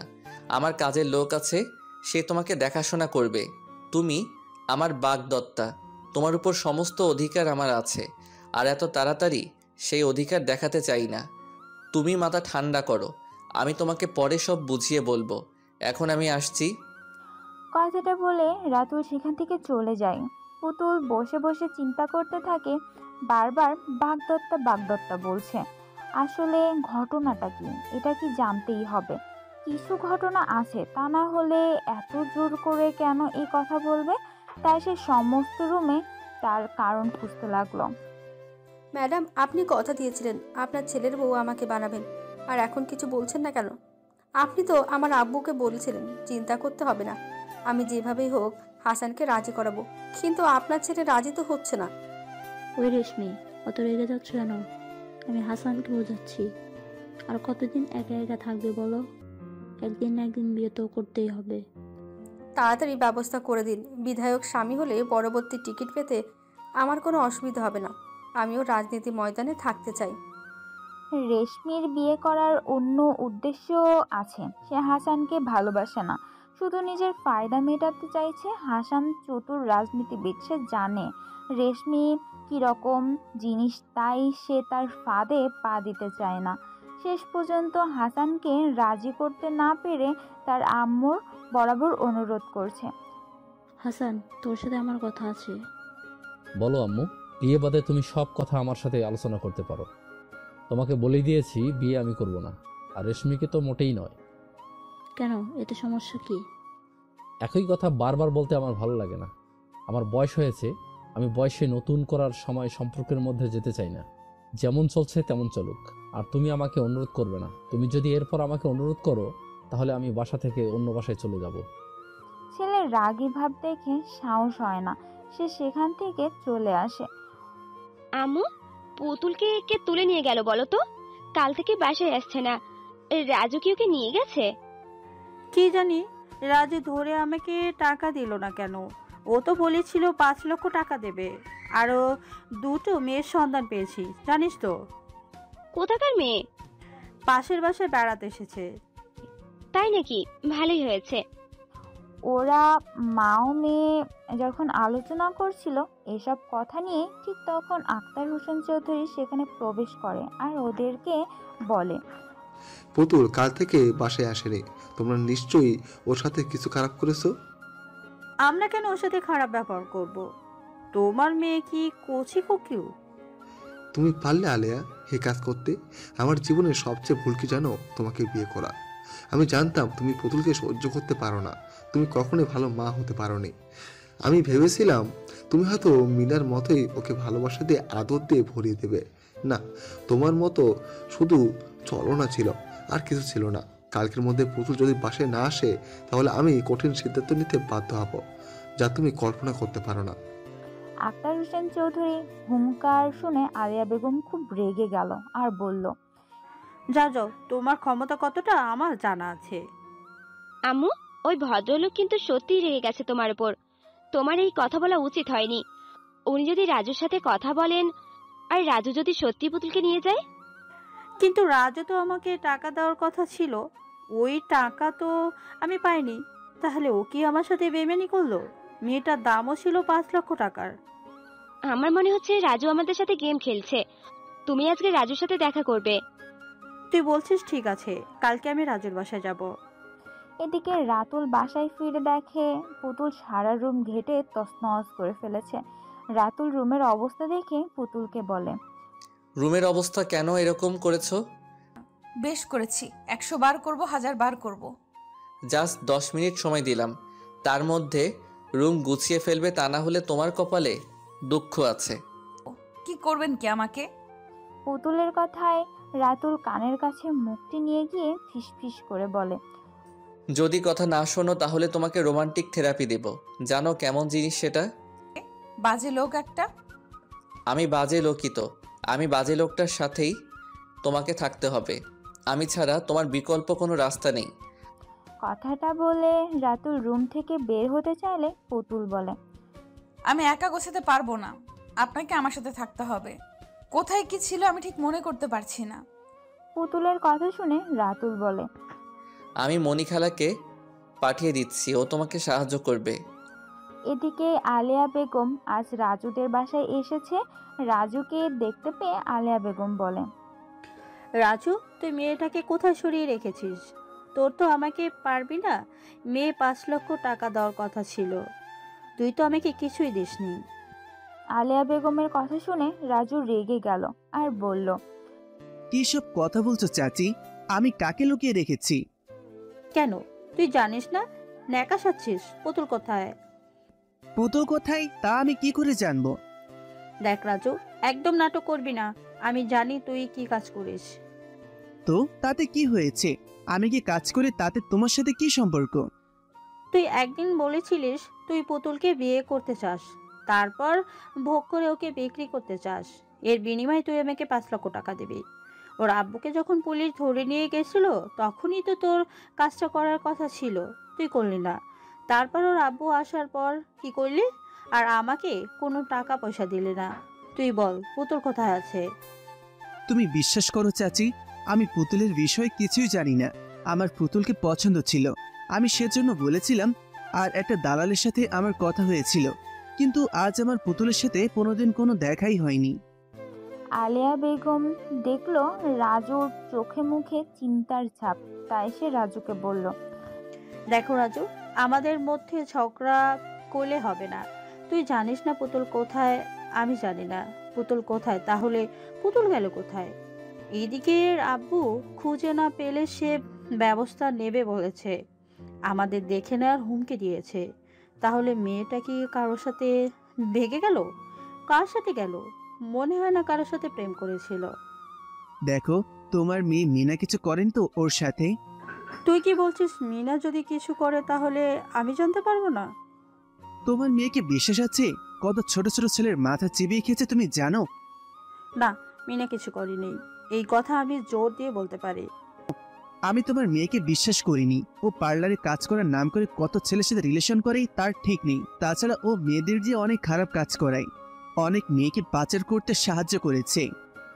আমার মেয়ে করে আর তুই বুঝি ধোয়া তুলসী পাতা? তুই তো অনেক মেয়েকে বিক্রি করেছিস। তোমার মেয়ের থেকে অন্তত অনেক ভালো মনের মানুষ আমি, তা না হলেই নুন খেয়ে কেউ আবার বেইমানি করে? রাজুর কথায় আলিয়া বেগম রেগে যায় আর বলে, কি বলছিস তুই উল্টাপাল্টা কথা? আমি নুনকে কার সাথে বেইমানি করেছি? কেন, তোমার নিজের স্বামীর সাথে তো তুমি বেইমানি করেছো। আমি পুতুলের আব্বুর কথাই বলছি। নিজের মেয়ে হলো, নাইবা তুমি ওকে গর্ভে ধারণ করলে, তবুও তো তোমাকে আম্মু বলে ডাকে। তুমি কি করে ওকে বিক্রি করার কথা ভাবলে? তোমার মেয়ে মিনা, সে এমনিতেই নষ্ট চরিত্রের মেয়ে, কিন্তু পুতুল পুতুল তো একটা সরল মেয়ে, তোমার লজ্জা করলো না? আমার মনে হচ্ছে মোটা দাম পেয়েছো কোথাও, তাই তুমি বিক্রি করে দিয়েছো। আর এখানে এসেছো আমার সাথে ঝগড়া করতে। আমি নিজে যাব পুতুলের জন্য থানায়, গিয়ে অভিযোগ করব, আর বলবো ওর আম্মু আর ওর আপু ওকে বিক্রি করে দিয়ে পাচার করে দিয়েছে। ও, তুই নামে অভিযোগ করবি আর আমি বুঝি কলা চুষবো? দেখ না আমি তোর কি করি। কথাটা বলে আলিয়া বেগম ওখান থেকে চলে যায়। আম্মু ফোন করে কথা বলছে। হ্যাঁ বল না, কি বলবি? জানো আম্মু, মেয়েটা বড্ড অবুঝ, কিছু বুঝতে চাইছে না। মেয়েটা? কোন মেয়েটা? আমি পুতুলের কথা বলছি। হো তাই বল, তা ও কি করেছে? আমি ওকে আমার কাছে রেখে দিয়েছি। কেন তোর কাছে রেখে দিয়েছিস? ওর সৎ আম্মু ও তার মেয়ে পুতুলকে বিক্রি করার প্ল্যান করছিল আর কোথাও পাচার করে দেবে এরকম সিদ্ধান্ত নিয়েছিল, কিন্তু আমি লোকমান্য জানতে পেরে গিয়ে পুতুলকে আমার কাছে রেখে দিয়েছি। আমার মনে হয় ওর কাছে এটা সব থেকে সুরক্ষিত জায়গা। তুমি তো বলেছ আম্মু, পুতুল আমার বাগদত্ত, ওকে রক্ষা করার দায়িত্ব আমার, সে অধিকারের জোরে আমি ওকে আমার কাছে রেখে দিয়েছি। ছেলের কথা শুনে নাজমা বেগম একটু হতাশ হলেন। তারপর ছেলেকে উদ্দেশ্য করে বললেন, তুই এটা ঠিক কাজ করিসনি। তোর কোনো পরিচয় মহিলার কাছে তুই ওকে রাখতে পারতি। যতই হোক তুই একজন পুরুষ মানুষ, একটা ফ্ল্যাটের মধ্যে তোর সাথে ওকে রাখা ঠিক নয়। সমাজের সামনে তুই এখনো ওকে স্বীকৃতি দিসনি। আমি জানি বিয়ের আগে যদি কিছু ভুল হয়ে যায় তার পাপ একটা মেয়েকে ভুগতে হয়, আর আমি তার জ্বলন্ত প্রমাণ। আমি চাই না পুতুলের জীবনে কিছু ঘটুক। আম্মু, তুমি তোমার ছেলেকে এত দুর্বল ভাবো? নিজের ছেলের প্রতি তোমার বিশ্বাস নেই? তুমি আমার আম্মু, অন্তত এটুকু বিশ্বাস তুমি রাখো আমার উপর। আমি কখনোই পুতুলের কোনো ক্ষতি করব না। আমি জানি না আম্মু, আমার আব্বুকে কি তার পরিচয় কখনো জিজ্ঞাসা করব না। আমি জানি তুমি যেভাবে আমাকে মানুষ করেছো, যে শিক্ষা তুমি আমাকে দিয়েছো, আমার জন্য যে লড়াই তুমি করেছো, আমি কখনো তোমাকে অসম্মান করব না। আজ আমি প্রতিষ্ঠিত হতে পেরেছি, সবটাই তোমার অবদান আম্মু। তোমার শিক্ষায় যেন আমি চলতে পারি। কোনো নারী জাতিকে আমি অসম্মান করব না। আর পুতুলকে যেদিন আমি সমাজের স্ত্রী হিসেবে স্বীকৃতি দিতে পারবো, যেদিন ও আমাকে স্বামী হিসেবে গ্রহণ করবে, সম্পূর্ণ পুতুলের ইচ্ছাতে আমাদের মধ্যে সম্পর্ক তৈরি হবে। তুমি নিশ্চিন্তে থাকতে পারো। আমার বাসায় একজন খালা থাকে, বয়স্ক মহিলা, আমি তাকে মনি খালা বলে ডাকি। ওই পুতুলের দেখাশোনা করে আর পুতুলকে নিজের কাছে রেখেছে। আমি তো বেশিরভাগ সময় ডিউটি নিয়ে ব্যস্ত থাকি, বাসায় থাকি। কতক্ষণ আম্মু? ছেলের মুখে থেকে এসব কথাবার্তা শুনে নাজমা বেগমের মনটা একটু নরম হয়। তারপর ছেলেকে উদ্দেশ্য করে বলে, তুই কিছু মনে করিস না আব্বু, আমাকে ভুল বুঝিস না। সমাজে মেয়েরা এখন অনেক অসহায়, আমাকে অনেক কঠিন সমস্যার সম্মুখীন হতে হয়েছে। সেসব কথা আমি তোকে কি করে বলবো বল? তুই তো আমার ছেলে। আমার সামান্য ভুল আমাকে সারা জীবন মূল্য দিতে হয়েছে। তাই আমি চাই না পুতুলের কোনো ক্ষতি হোক। পুতুলের নানু সেই বিপদে যদি আমাদের পাশে না থাকতো, আজকে হয়তো আমাকেও পতিতালয়ের খাতায় নাম লেখাতে হতো, না হলে আত্মহত্যা করতে হতো। তুই আমার ছেলে হলেও এই কথাটা বলতে আমার কোনো লজ্জা নেই। আম্মু তুমি চুপ করো, কিসব উল্টাপাল্টা কথা বলছো? তুমি আমার কাছে আম্মু, আমার প্রিয়, সব থেকে প্রিয় একজন মানুষ। তুমি আমার আদর্শ আম্মু, তুমি আমার ভরসা, তুমি আমার সব কিছু। তাই তুমি কখনোই এই কথা বলবে না। ঠিক আছে রাতুল, এখন আমি রাখছি, আর পুতুলের খেয়াল রাখবি। কোনো অবস্থাতে ওর হাত ছাড়বি না। এখন দোকানে খদ্দর এসেছে, আমি রাতের দিকে তোকে ফোন দিব, কেমন? কথাটা বলে নাজমা বেগম ফোনটা কেটে দেয় আর মনে মনে ভাবে, ছেলের সামনে এভাবে কথা বলা ঠিক হয়নি, কিন্তু কি করবে সে তো অসহায় ছিল।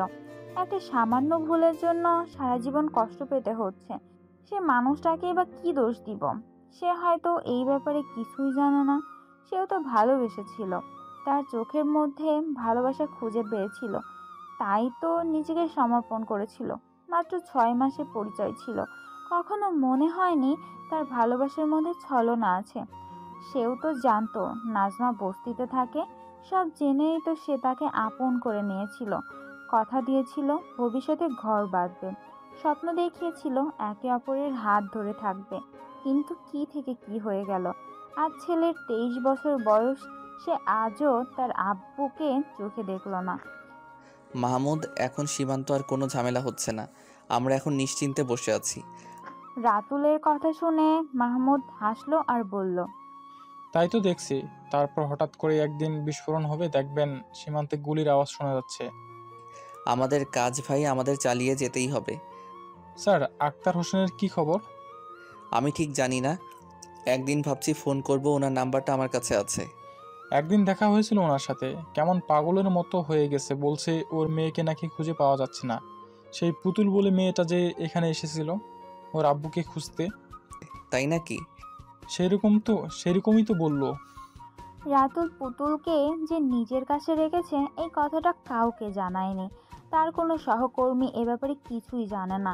রাতুল মাহমুদের থেকে উঁচু পোস্টে কাজ করে, তাই মাহমুদ তাকে স্যার বলে ডাকে। রাতের দিকে রাতুল বাসায় আসে, খুব জ্বর এসেছিল। ডিউটি থেকে ছুটি নিয়েছিল। বাসায় এসে সে চুপচাপ নিজের রুমে শুয়ে পড়ে। পুতুল তখন বাসায় কাজের খালাকে বলেছিল, খালা, তোমার বাবু বাসায় ফিরে এলো কেন? ডিউটি নেই? কি জানি আম্মু, আমি তো ঠিক জানি না। বাবু খুব ভালো মানুষ। কি করে বুঝলে? বাবু আমার অনেক উপকার করেছে। আমার মেয়ের বিয়ের সময় বাবু অনেক টাকা দিয়েছে। আমার ভালো ঘর ছিল না, বাবু তৈরি করে দিয়েছে। আমি বুঝতে পারি না তুমি বাবুর উপর কেন রাগ করো। বাবু তো কখনো তোমায় কিছু বলেনি। তোমার আম্মু আপু ওরা নাকি ভালো নয়, বাবু আমাকে বলেছে। সেজন্য বাবু তোমাকে এখানে রেখে গিয়েছে। ও কখনো তোমার ক্ষতি করবে না। যার মধ্যে এত ভালো গুণ আছে সে কখনো কারো ক্ষতি করতে পারে? তুমি শুধু শুধু বাবুর উপর রাগ করো। আমার মনে হচ্ছে বাবু তোমায় ভালোবাসে, তাই তো তোমাকে নিজের কাছে রেখে দিয়েছে, যাতে কেউ কখনো তোমাকে কিছু করতে না পারে। ভালোবাসে না ছাই, একটা বদমাইশের রাজা শুধু শুধু আমাকে আটকে রেখেছে। এখানে তো তুমি ভালোই আছো, বাসায় ফিরে গিয়ে কি করবে? বাবু তোমার আব্বুর সাথে কথা বলেছে, তোমার আব্বুও ভালো আছে। তোমায় কে বললো খালা? বাবু সেদিন ফোনে কথা বলছিল, আমি শুনেছি। তুমি এখান থেকেই পরীক্ষা দেবে, বাবুই তোমাকে সঙ্গে করে নিয়ে যাবে। তাই নাকি? শুনেও শান্তি। কিছুদিন আগে রাতুল আক্তার হোসেনকে ফোন করে আর বলে পুতুল ভালো জায়গায় আছে, উনি যেন চিন্তা না করে আর নিজের খেয়াল রাখেন। সেই কথাটা মনি খালা শুনে পুতুলকে বলেছে। খালা রাতুলের রুমে গিয়ে দেখে কপালে হাত দিয়ে রাতুল চোখ বন্ধ করে চুপ করে শুয়ে আছে। মনি খালা রাতুলকে জিজ্ঞাসা করে, বাবু তোমার কি শরীর খারাপ? চোখ না খুলে রাতুল জবাব দিল, হ্যাঁ খালা, মাথা টিপ টিপ করছে, জ্বর এসেছে, গা হাতে ভীষণ ব্যথা, একটু কড়া করে চা করে নিয়ে এসো। ঠিক আছে, আমি এক্ষুনি চা করে নিয়ে আসছি। তারপর রান্নাঘরে গিয়ে মনি খালা পুতুলকে বলল, পুতুল, আমি চা করে দিচ্ছি, তুমি বাবুকে দিয়ে এসো। বাবুর ভীষণ মাথা ধরেছে, গা হাতে যন্ত্রণা হচ্ছে, মনে হয় বাবুর জ্বর হয়েছে, ডিউটি থেকে ছুটি নিয়েছে। ও আচ্ছা, ঠিক আছে, তুমি বরঞ্চ একটু বসো খালা, আমি চা করে নিয়ে যাচ্ছি। তুমি পারবে তো? ভালো করে একটু চা করো, যেন বাবুর মাথা যন্ত্রণা কমে যায়। আমি সংসারে সব কাজ করতাম, আর আমি চা বানাতে পারবো না? রান্না করার পর ঘর পরিষ্কার করা, বাসন ধোয়া, জামা কাপড় কাচা সবই তো আমায় করতে হয়। তুমি একটু বসো খালা, আমি চা করছি। তারপর চা করে পুতুল রাতুলের রুমে নিয়ে যায়। প্রথমে ভেবেছিল খালাকে দিয়ে পাঠাবে, তারপর তার কি মন গেল, খালাকে বলল সে নিজে নিয়ে যাচ্ছে। ঘরে গিয়ে পুতুল দেখে রাতুল শুয়ে আছে। পুতুল রুমের আলোটা জ্বেলে দেয়। আলো জ্বালার সাথে সাথে পুতুল চেয়ে দেখে রাতুলের চোখ তখন টকটক লাল বর্ণ হয়ে গেছে। পুতুল চোখের দিকে তাকিয়ে আটকে ওঠে আর রাতুলের কাছে গিয়ে জিজ্ঞাসা করে, কি হয়েছে আপনার? আপনার চোখ এত লাল কেন? কিছু হয়নি, এখানে এসেছো কেন? চা করে নিয়ে এসেছি। ঠিক আছে, রেখে চলে যাও। কথাটা বলে রাতুল চোখ বুজে শুয়ে পড়ে। পুতুল কিন্তু ওখানে দাঁড়িয়ে থাকে। সেটা লক্ষ্য করে রাতুল সেই অবস্থায় বলে, দাঁড়িয়ে আছো কেন? এখান থেকে চলে যাও। পুতুল কোনো কথা না বলে সেখানে দাঁড়িয়ে থাকে। সেটা লক্ষ্য করে রাতুল পুতুলকে ঝাঁঝালো স্বরে বলে, চলে যাও এখান থেকে। রাতুলের চিৎকারে পুতুল কেঁপে ওঠে আর সে সেখানে দাঁড়িয়ে থাকার সাহস পায় না। সেখান থেকে চলে আসে। পুতুল মনি খালাকে বলে, মনি খালা, তুমি ওপরে যাও আর তোমার বাবুকে মাথায় জলপট্টি দিতে হবে। ওনার মনে হচ্ছে প্রচুর জ্বর, চোখগুলো লাল টকটকে হয়ে আছে। আমায় খুব বকাবকি করছিল, আমি ভয়ে চলে এসেছি। তুমি যাও না খালা, ডাক্তার ডাকতে হবে। বাবুর কাছে তো সবসময় মেডিসিন থাকে। ঠিক আছে, আমি যাচ্ছি, গিয়ে জিজ্ঞাসা করছি। কিছুক্ষণ পর মণিখালা রাতের রুমে ঢুকে তারপর কপালে হাত দিয়ে দেখে খুব গরম। মণিখালা রাতুলকে বলে, বাবু, জ্বরের মেডিসিন খেয়েছো? হ্যাঁ, খেয়েছি। মাথায় একটু জলপট্টি দিয়ে দিই, তাহলে জ্বরটা কমে যাবে। ঠিক আছে, দাও। তারপর মণিখালা রাতুলের কপালে জলপট্টি দিতে থাকে। প্রায় কিছুক্ষণ পর জ্বরটা আস্তে আস্তে কমে রাতুল ঘুমিয়ে থাকে। মণিখালা সেখান থেকে চলে আসে। তার মাঝে পুতুলকে একবার দেখে আসে, কিন্তু সে সাহস পায় না রাতুলের কাছে যাওয়ার। আব্বু আমাকে যেভাবেই হোক এবারে টিকিট পেতেই হবে। আমি হাসানকে সরিয়ে দিয়ে ওর জায়গায় প্রার্থী হব। তুই কি বলছিস? হাসান একজন ভালো প্রার্থীর দল, ওকেই প্রার্থী করবে, তোকে প্রার্থী করবে না। তুই কি ভালো কাজ করেছিস যে এরই মধ্যে রাজনীতি ঢুকে বিধায়কের পথে প্রার্থী হতে চাচ্ছিস? এসব নিয়ে তোমাকে চিন্তা করতে হবে না। তুমি দেখো না, এবারে দল আমাকে টিকিট দেবে, ওই হাসানকে দেবে না। তুই যা করবি ভেবেচিন্তে করবি। হাসান দীর্ঘদিন রাজনীতি করছে, তাছাড়াও ও একজন সমাজ কল্যাণমূলক কাজের সাথে যুক্ত। এলাকার মানুষ ওকে ভালোবাসে, ওকে সবাই আল্লাহর প্রতিনিধি হিসাবে জানে। তাই তুই যা করবি ভেবেচিন্তে করবি। ওর সাথে টেক্কা দিতে গিয়ে নিজের বিপদ ডেকে নিয়ে আসবি না। আমি তোর জন্য কিছু করতে পারবো না। আমি দলের একজন সাধারণ কর্মী, আর সেইভাবেই থাকবো। আমি চেয়েছিলাম হাসান তোকে বিয়ে করুক, কিন্তু হাসান কেন জানি তোকে বিয়ে করতে রাজি হচ্ছে না। তোকে শুধু নয়, ও বিয়ে করবে না। ওর আম্মু তোকে পছন্দ করছিল, কিন্তু হাসানের মত নেই বলে ওই মহিলাও পিছু হাঁটলো। রেশমি হাসানকে বিপদে ফেলার জন্য নানা রকম চেষ্টা চালাতে লাগলো। এদিকে রাতুল একটু সুস্থ হয়ে তার আম্মুকে ফোন করে আর বলে, আম্মু, কি করছো? কি করবো, ছেলে বড় হয়ে গেছে তাই মাকে ভুলে গেছে। মনে আছে কবে ফোন করেছিলিস? আর আমি ফোন করছি, সুইচ অফ দেখাচ্ছে। আমার কত চিন্তা হয় তুই জানিস? সরি আম্মু, আমার শরীরটা একটু খারাপ হয়েছিল আর ফোনে ব্যালেন্স ছিল না, তাই ফোন সুইচ অফ করে পড়েছিল। ছেলের কথা শুনে আঁতকে ওঠে নাজমা বেগম। সে চিৎকার করে বলে, সে কি রাতুল, তুই আমায় বলিসনি কেন? তুই জানিস তুই সীমান্তে পাহারা দিস, আমার কত চিন্তা হয়। তুমি চিন্তা করো বলে আমি কিছু বলিনি। আমি সরকারি কর্মচারী আম্মু, আমাদের চিকিৎসা ব্যবস্থা সরকার করে। আমাদের ভালো রাখার জন্য সরকার অনেক ভালো পরিষেবা দেয়। আমাকে নিয়ে তোমাকে চিন্তা করতে হবে না। এখন আমি ভালো আছি, সুস্থ আছি, আর তোমার সাথে কথা বলছি। তুমি বলো তুমি কেমন আছো? তুই কিছুদিন ছুটি নিয়ে আমার কাছে আয় না, তোকে খুব আমার দেখতে ইচ্ছে করছে। কতদিন তোকে দেখিনি। আর আমাদের বৌমা পুতুল, ওকে সাথে নিয়ে আসবি। এ জীবনে আর ওর হাত ছাড়বি না। মেয়েটা বড্ড অসহায় রে, তুই ছাড়া আর কেউ নেই। সেজন্য তো আমি তোমায় ফোন করলাম। আমি কালকে যাচ্ছি তোমার কাছে, 1 মাসের ছুটি পেয়েছি। তোমার হাতে বিরিয়ানি খাবো। তুমি যা সুন্দর রান্না করো না, সেই স্বাদ আমি কোথাও খুঁজে পাই না। আর তোমার বৌমা যাবেই আমার সাথে। শুধু আম্মু তোমায় একটা কাজ করে দিতে হবে, বলো পারবে? কি কাজ রাতুল? আমি তোমাকে পুতুলের আব্বুর ফোন নাম্বার দেব, তুমি ফোন করে সমস্ত বিষয়টা ওনাকে খুলে বলবে, আর উনি যেন পুতুলকে সব বুঝিয়ে বলে। কারণ আমি যদি পুতুলকে আমার সাথে নিয়ে যাই তাহলে ও ভাববে আমি হয়তো তোকে কারো কাছে বিক্রি করে দিচ্ছি, আমাকে সন্দেহ করবে। তাই বিষয়টা গোপন রেখে লাভ নেই। তুমি ওর আব্বুর সাথে কথা বলে পুতুলকে সমস্ত কথা খুলে বলো। ও এখনও ঠিক আমায় বিশ্বাস করতে পারছে না। আমি একদিন শুধু ফোন করে পুতুলের আব্বুকে বলেছিলাম ওর মেয়ে ভালো জায়গায় আছে, উনি যেন চিন্তা না করে। তবুও আব্বুর মন তো, তাই তুমি একটু আমায় সাহায্য করো। ছেলের কথা শুনে নাজমা বেগম হাসলেন, তারপর বললেন, এই ব্যাপার তোকে চিন্তা করতে হবে না। তুই ফোন নাম্বারটা দে, আমি ওনার সাথে কথা বলছি। উনি একবার পুতুলকে নিয়ে আমাদের বাসায় এসেছিল।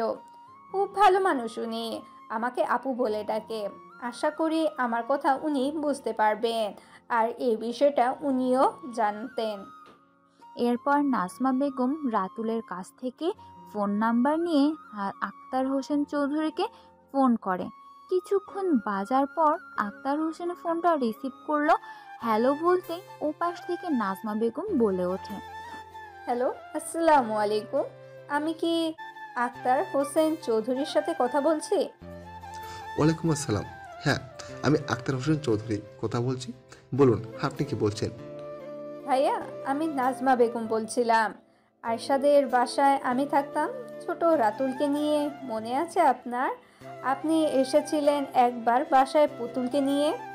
কিছুক্ষণ চিন্তা করার পর আক্তার হোসেনের মনে পড়ে গেল। তারপর বলল, কি বলছেন আপু? আপনাকে চিনতে পারবো না? আপনি ভালো আছেন? আলহামদুলিল্লাহ, আমি ভালো আছি। আপনি ভালো আছেন? আলহামদুলিল্লাহ। কি ব্যাপার, কোথা থেকে আমার ফোন নাম্বার পেলেন? আর এতদিন পর আপনি কেমন আছেন? রাতুল বাবা কেমন আছে? ভালো আছি। যে জন্য ফোন করেছিলাম, রাতুল নাম্বার দিয়েছে আমাকে। আপনাকে যে বর্ডারের লোক অ্যারেস্ট করেছিল, সেই রাতুল আমার ছেলে। ও বিএসএফে চাকরি করে। ও তাই নাকি? ওই ছেলেটাই রাতুল? হ্যাঁ, ও আমার ছেলে রাতুল। আর একটা কথা বলছি, পুতুলের চিন্তা করতে হবে না, পুতুল ভালো জায়গায় আছে। আপনি কি করে জানলেন? আমার ছেলে বলেছে। সৎ আম্মু ও আপু ওরা ভালো নয়, পুতুলকে বিক্রি করার ব্যবস্থা করেছিল। আমার ছেলে জানতে পেরে গেছে, তাই পুতুলকে নিজের কাছে রেখেছে। আপনি নিশ্চয় জানেন, আয়েশার সাথে আমার কথা হয়েছিল। ওরা যখন বড় হবে, রাতুলের সাথে পুতুলের বিয়ে হবে। রাতুল যেদিন আপনাদের বাসায় আপনাকে দিতে গিয়েছিল, সেদিন দেওয়ালে টাঙানো ফটো দেখে পুতুলকে চিনতে পারেন। তারপর আমাকে রাতুল সব কথা বলে। আমি ওকে বলেছিলাম পুতুল তার বাগদত্তা, ওকে রক্ষা করার দায়িত্ব তোর। তারপর রাতুল একজন লোক নিয়োগ করে আপনাদের বাসায় সে খবর দেয়। তারপর রাতুল পুতুলকে নিজের কাছে রেখে কালকে পুতুলকে নিয়েও আমার বাসায় আসবে। আপনি চিন্তা করবেন না। আপনি পুতুলকে একটু বুঝিয়ে বলুন, ও বিশ্বাস করতে চাইছে না, ও রাতুলকে সন্দেহ করছে। আপনি পুতুলের সাথে কথা বলুন, আমি রাতুলের নাম্বার দিচ্ছি। নাজমা বেগমের কাছ থেকে নাম্বার নিয়ে আক্তার হোসেন রাতুলের নাম্বারে ফোন করে রাতুল পুতুলের কাছে ফোনটা দিয়ে বলে, তোমার আব্বু ফোন করেছে, কথা বলো। আব্বু ফোন করেছে শুনে রাতুলের কাছ থেকে ফোনটা ছু মেরে নিয়ে নেয় পুতুল। তারপর কাঁদতে কাঁদতে বলে, আসসালামু আলাইকুম আব্বু, কেমন আছো? ওয়ালাইকুম আসসালাম। আলহামদুলিল্লাহ। তুমি কেমন আছো? ভালো নেই, এই ভদ্রলোক আমাকে জোর করে রেখে দিয়েছে এখানে। এই ভদ্রলোক তোমাকে জোর করে রাখেনি, আমি বলেছি রেখে দিতে। তোমার আম্মু ও আপুরা ভালো নয়, ওরা তোমার ক্ষতি করতে চাইছে, তাই আমি রাতুলের সাথে আলোচনা করে তোমাকে ওখানে রেখে দিয়েছি। ওটা তোমার সুরক্ষিত জায়গা। আর একটা কথা, রাতুল তোমার হবু স্বামী। তোমার আম্মু রাতুলের সাথে বিয়ে ঠিক করেছে। তুমি যেদিন পৃথিবীতে আসো সেই দিনই তোমার আম্মু আর রাতুলের আম্মুর ইচ্ছাতেই এর সম্বন্ধ ঠিক হয়েছে, যেটা তুমি অস্বীকার করতে পারো না। তুমি যদি অস্বীকার করো, তোমার মৃত আম্মু কষ্ট পাবে, আল্লাহ পাপ দেবে। রাতুল খুব ভালো ছেলে, আমি ওকে চিনি, তাই তুমি নিশ্চিন্তে ওর সাথে থাকতে পারো। তুমি কালকে ওর সাথে ওর বাসায় যাবে, আর ওখানেই তোমার সাথে রাতুলের বিয়ে হবে। আমি ঠিক সময় ওখানে পৌঁছে যাব, তোমাকে চিন্তা করতে হবে না। রাতুলের আম্মুর সাথে আমার কথা হয়েছে, উনি খুব ভালো মহিলা। ওটা তোমার নানুর বাসা, তুমি নিশ্চিন্তে ওখানে থাকতে পারো। তোমার নানু তোমাকে আশীর্বাদ করবে। এরপর আব্বুর কথাগুলো মন দিয়ে শুনল পুতুল। তারপর বলল, ঠিক আছে আব্বু, তোমাকে চিন্তা করতে হবে না, তুমি যা বলছো আমি তাই করব। তার পরের দিন রাতুল পুতুলকে নিয়ে তাদের বাসার উদ্দেশ্যে রওনা হয়। পুতুলকে দেখে নাজমা বেগম জড়িয়ে ধরে কাঁদতে শুরু করে দেয় আর বলে, আয়শার মেয়ে এত সুন্দর হয়েছে। হায় আম্মু, তুই আমার কাছে আয়। নাজমা বেগমের ডাকে কি ছিল কে জানে, পুতুল নিজেকে ধরে রাখতে পারল না। সেও যেন একটা আশ্রয় খুঁজছিল, তাই সে নাজমা বেগমের বুকের উপর ঝাঁপিয়ে পড়ল আর হাউমাউ করে কাঁদতে লাগলো। সেটা দেখে রাতুল বলল, এটা দেখছি স্বামীকে চিনতে পারিনি, কিন্তু শাশুড়িকে তো ঠিক চিনে ফেলেছে। ছেলের কথা শুনে নাজমা বেগম হেসে বলল, কেন, তোর হিংসা হচ্ছে? না না, হিংসা কেন হবে? তোমার বৌমা আমাকে এতদিন যা জ্বালিয়েছে আমি তার শোধ নেব। এই আমার বৌমাকে কিচ্ছু বলবি না, যদি কিছু বলিস তাহলে আমি কিন্তু তোকে মারবো। নাজমা বেগম পুতুলকে খুব যত্ন করে নিজের হাতে খাইয়ে দেয়।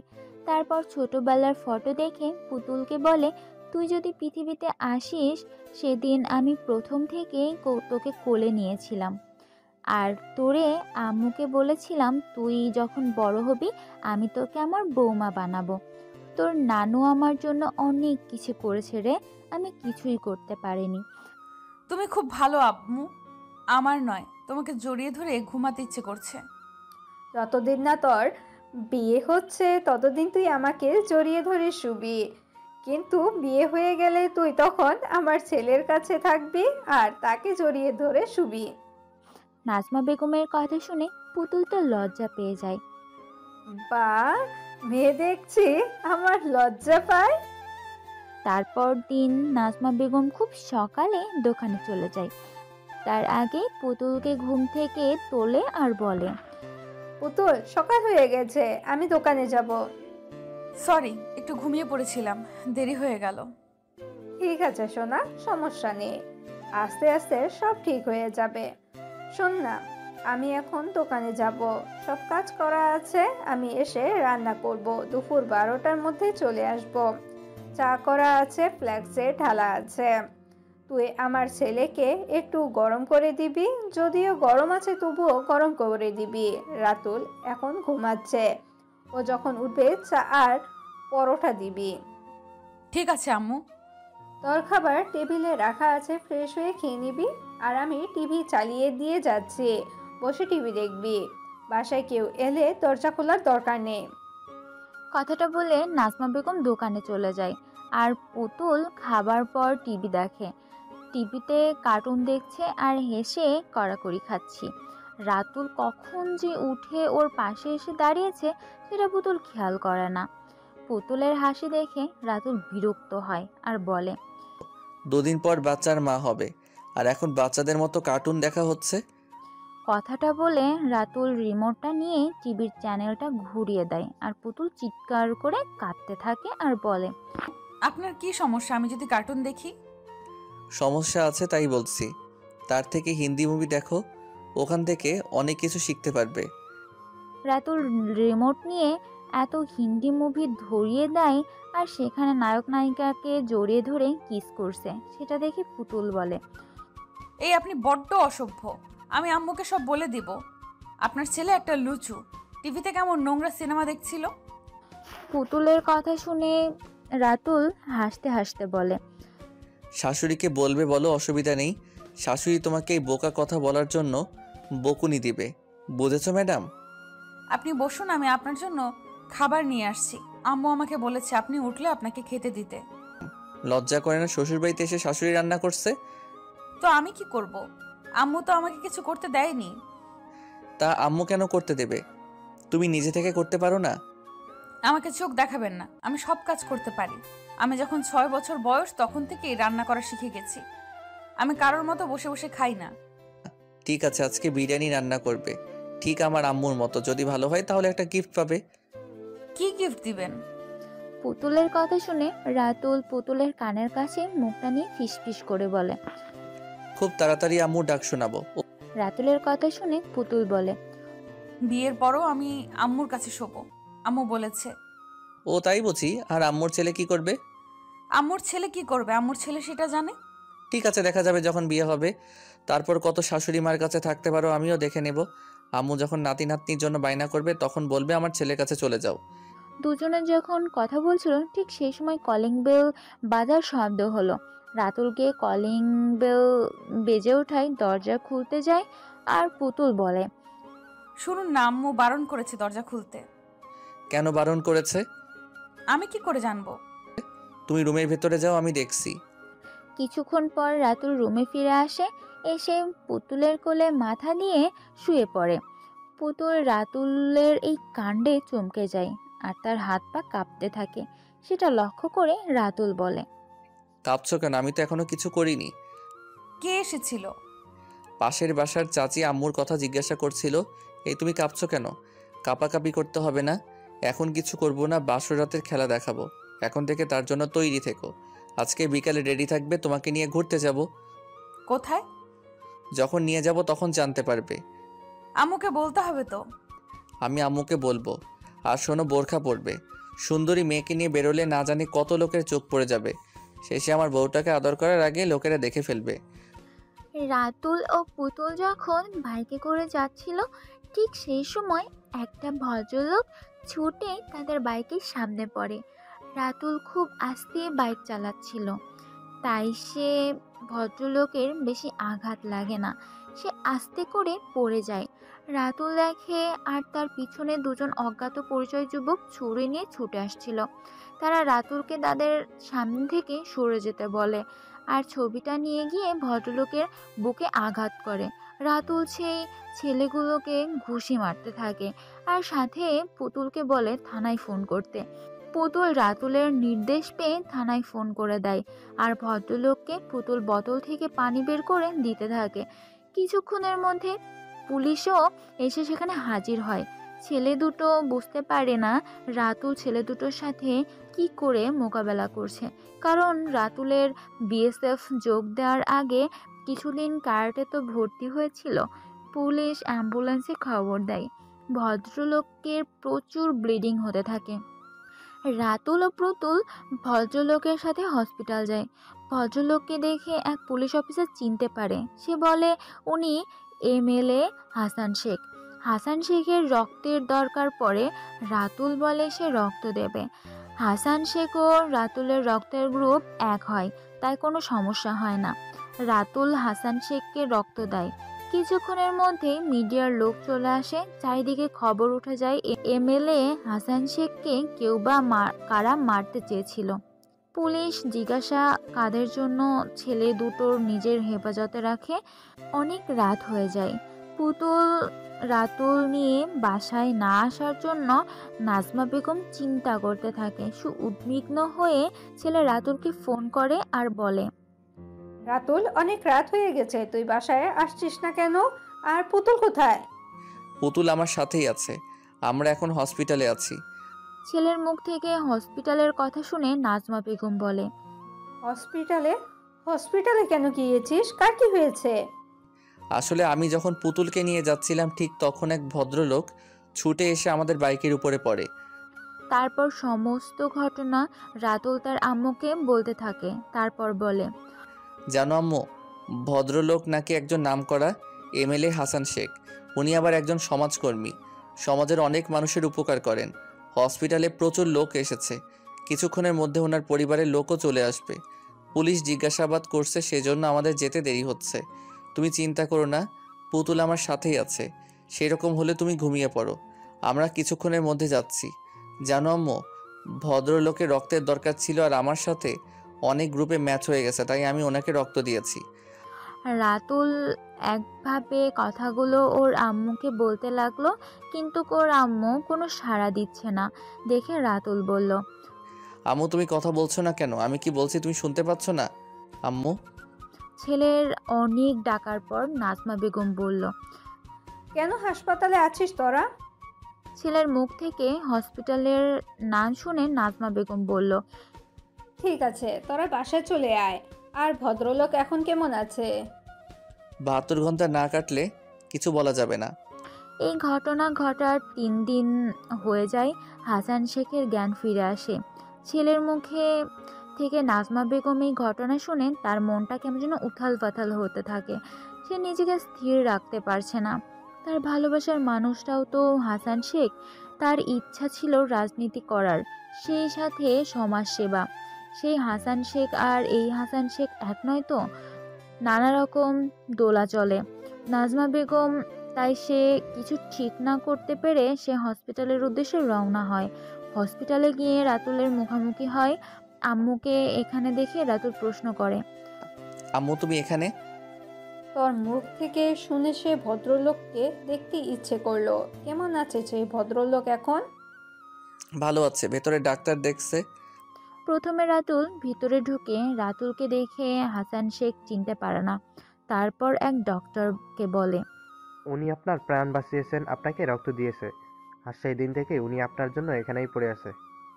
ডক্টরের কথায় হাসান শেখ রাতুলের কাছে গিয়ে ডেকে নেয় আর বলে, বাবা, তোমাকে খুব চেনা চেনা লাগছে, মনে হচ্ছে তুমি আমার অতি প্রিয় ও খুব কাছের মানুষ একজন। তোমার নাম কি বাবা? আমার নাম রাতুল শেখ। কি করো তুমি? আমি একজন বিএসএফ জওয়ান। খুব ভালো। তোমাদের মতো মানুষদের জন্যই দেশ আজ এত সুরক্ষিত। তোমরাই তো দেশের কারিগর। তো বাবা, তোমার বাসায় কে কে আছে? আমার আম্মু ছাড়া আর কেউ নেই, তবে কথাটা বলতে গিয়ে রাতুল বলতে পারল না। ভাবলো পুতুল কথাটা বলা ঠিক হবে। তার মনোভাব বুঝতে পেরে হাসান শেখ বলল, কিছু বলতে গিয়ে থেমে গেলে। আর কি কেউ এসেছে জীবনে? হ্যাঁ, একটা মেয়ে অনেকদিন আগে আম্মু আমার সাথে তার বিয়ে ঠিক করে রেখেছে। ঘটনাচক্রে সে হারিয়ে গিয়েছিল, আবার সে আমাদের জীবনে ফিরে এসেছে। তাই শুনে খুব ভালো লাগলো। আমিও জীবন থেকে অনেক কিছু হারিয়ে ফেলেছি। তোমার মতো কেউ যদি আমার জীবনে ফিরে আসে আমিও খুব খুশি হব। আল্লাহর কাছে দোয়া করছি আপনার প্রার্থনা যেন মঞ্জুর হয়। আমার বিশ্বাস আল্লাহ যেন আপনাকে নিরাশ করবে না। তোমার কথা যেন সত্যি হয় বাবা। তাকে যে আমার অনেক কিছু বলার আছে, সে কেন হারিয়ে গেল আমার জীবন থেকে। আমি মারা যাওয়ার আগে যেন তার সাথে একবার দেখা করতে পারি। কথাটা বলতে গিয়ে হাসান শেখের চোখ দিয়ে কয়েক ফোঁটা নোনা জল গড়িয়ে পড়ল। সেটা রাতুল খেয়াল করে হাসান শেখের উদ্দেশ্য করে বলল, স্যার, আপনার সাথে একটা কথা ছিল। হ্যাঁ, বলো। এই কদিন হসপিটালে দেখছি আপনাকে বহু মানুষ ভালোবাসে। সবাই আপনাকে দেখতে আসছে, সবাই আপনার জন্য দোয়া করছে। আমার খুব ভালো লাগছে যে একটা ভালো মানুষের জন্য আমি কিছু করতে পেরেছি। তাই একটা অনুরোধ ছিল, আমার আম্মু এসেছে, উনি আমার মুখ থেকে আপনার কথা শুনে আমার সাথে দেখা করতে চাই। দেখা করবেন? হ্যাঁ, অবশ্যই দেখা করব। নিয়ে এসো তোমার আম্মুকে। তারপর রাতুল বাইরে এসে তার আম্মুকে নিয়ে হাসান শেখের কাছে গেল। হাসান শেখকে দেখে রাতুল বলল, স্যার, এটা আমার আম্মু। আর আম্মু এসে ভদ্রলোক যাকে আমি রক্ত দিয়ে জীবন বাঁচিয়েছি। কথাটা বলতেই হাসান শেখ নাজমা বেগমের দিকে তাকিয়ে রইল। আর নাজমা বেগম হাসান শেখের দিকে তাকাতে গিয়ে তার মাথার থেকে ঘোমটা খুলে যায়। অনেক দিন পর হলো দুজন দুজনকে চিনতে পেরে আর চমকে যায়। নাজমা বেগম কোনো উপায় না দেখে সেখান থেকে বেরিয়ে আসতে চাইলে হাসান শেখ চিৎকার করে বলে ওঠে আর বলে, নাজমা, তুমি কোথাও যাবে না। কথাটা বলে হাসান শেখ বেড থেকে নামতে গেলে সেখানে উল্টে পড়ে যায়। নাজমা বেগম ছুটে আসে হাসান শেখকে ধরতে যায়। রাতুল প্রথমে কিছু বুঝতে পারে না। সে তার আম্মুর হাসান শেখকে ধরে বেডে বসায়। হাসান শেখ নাজমা বেগমকে জড়িয়ে ধরে কাঁদতে থাকে আর বলে, কোথায় হারিয়ে গিয়েছিলে নাজমা? আমার ভালোবাসায় তোমার বিশ্বাস ছিল না? আরেকটু অপেক্ষা করতে পারতে। আমি তো কথা দিয়েছিলাম সারা জীবন তোমার পাশে থাকবো। নাজমা বেগম কি বলবে বুঝতে পারল না। সে রাতুলকে দেখিয়ে বলল, এর নাম রাতুল, এ তোমার ছেলে। তারপর রাতুলকে উদ্দেশ্য করে বলল, রাতুল, তোমার আব্বু এটা আমাদের থেকে এতদিন হারিয়ে গিয়েছিল। রাতুল ও হাসান শেখ কিছুক্ষণ দুজন দুজনের দিকে তাকিয়ে রইল। তারপর হাসান শেখ রাতুলকে জড়িয়ে নিল আর বলল, আব্বু, আমার আব্বু, তুই কোথায় ছিলিস আব্বু? তাই তো বলছি, আমার মনটা কেন এমন হচ্ছে। একেই বলে রক্তের টান। তাই তো আজকে ছেলের রক্ত দিয়ে আমাকে বাঁচালো। আব্বু, আমার আম্মু কি দোষ করেছিল? কেন তুমি আমাদের ছেড়ে চলে গিয়েছিলে? আমাদের বিপদের মধ্যে ফেলে দিয়ে তুমি তো ভালোই ছিলে দেখছি। রাতুল যে হঠাৎ এই প্রশ্ন করতে পারে নাজমা বেগম সেটা চিন্তা করতে পারে না। তাই ছেলেকে কড়া ধমক দিয়ে বলে, রাতুল, তোমার আব্বুর কোনো দোষ নেই। আমাদের ভাগ্যে যা ছিল সেটা হয়েছে। আম্মুর কথা শুনে রাতুল কিছু না বলে সেখান থেকে চলে যায়। সে জানে তার আম্মু তার আব্বুকে অনেক ভালোবাসে। তাই তো সারা জীবন তার কথা ভেবে জীবনটা কাটিয়ে দিল। রাতুল রুম থেকে চলে গেলে হাসান শেখ বলে, আমি তোমায় অনেক খুঁজেছি নাজমা, কিন্তু পাইনি। বিশ্বাস করো, আমার ভালোবাসার কোনো খারাপ ছিল না। সেদিন যেটা ঘটেছে। কথাটা বলতে দিল না নাজমা বেগম। হাসান শেখের মুখটা চেপে ধরল আর বলল, যা ঘটে গেছে সেটা অতীত, ভুলে যাও। আমি কখনো তোমায় দায়ী করিনি আর ভবিষ্যতেও করব না। এখন বলো, তুমি বিয়ে করেছো? নাজমা বেগমের কথা শুনে হাসান শেখ মুচকি হাসল। তারপর বলল, তোমাকে ভুলতে পারিনি, তাই তো অন্য মেয়েকে গ্রহণ করা সম্ভব ছিল না। আমি জানি আমার আম্মু এসবের জন্য দায়ী। আমি একজনকে দায়িত্ব দিয়েছিলাম তোমাকে দেখে রাখার, সেই আমাকে বলেছে আম্মু তোমাকে তাড়িয়ে দিয়েছিল, তারপরেও লোক লাগিয়েছিল তোমার ও রাতুলের ক্ষতি করার জন্য। আমি খবর পেয়েছিলাম যে আমার ছেলে এ হয়েছে। ওসব কথা ছাড়ো, জানো আমি রাতুলের বিয়ে ঠিক করেছি আর আমার বৌমা এখানেই আছে। তাই নাকি? আমি আমার বৌমাকে দেখব, ওকে নিয়ে এসো। ঠিক আছে, তুমি বসো, আমি ওদেরকে নিয়ে আসছি। কথাটা বলে নাজমা বেগম বাইরে বেরিয়ে আসতে চাইলে তারপর দেখে রাতুল ও পুতুল পাশাপাশি বসে কথা বলছে। নাজমা বেগম ছেলের কাছে গেল আর জিজ্ঞাসা করলো, রাতুল, তুই কি আমার উপর রাগ করেছিস?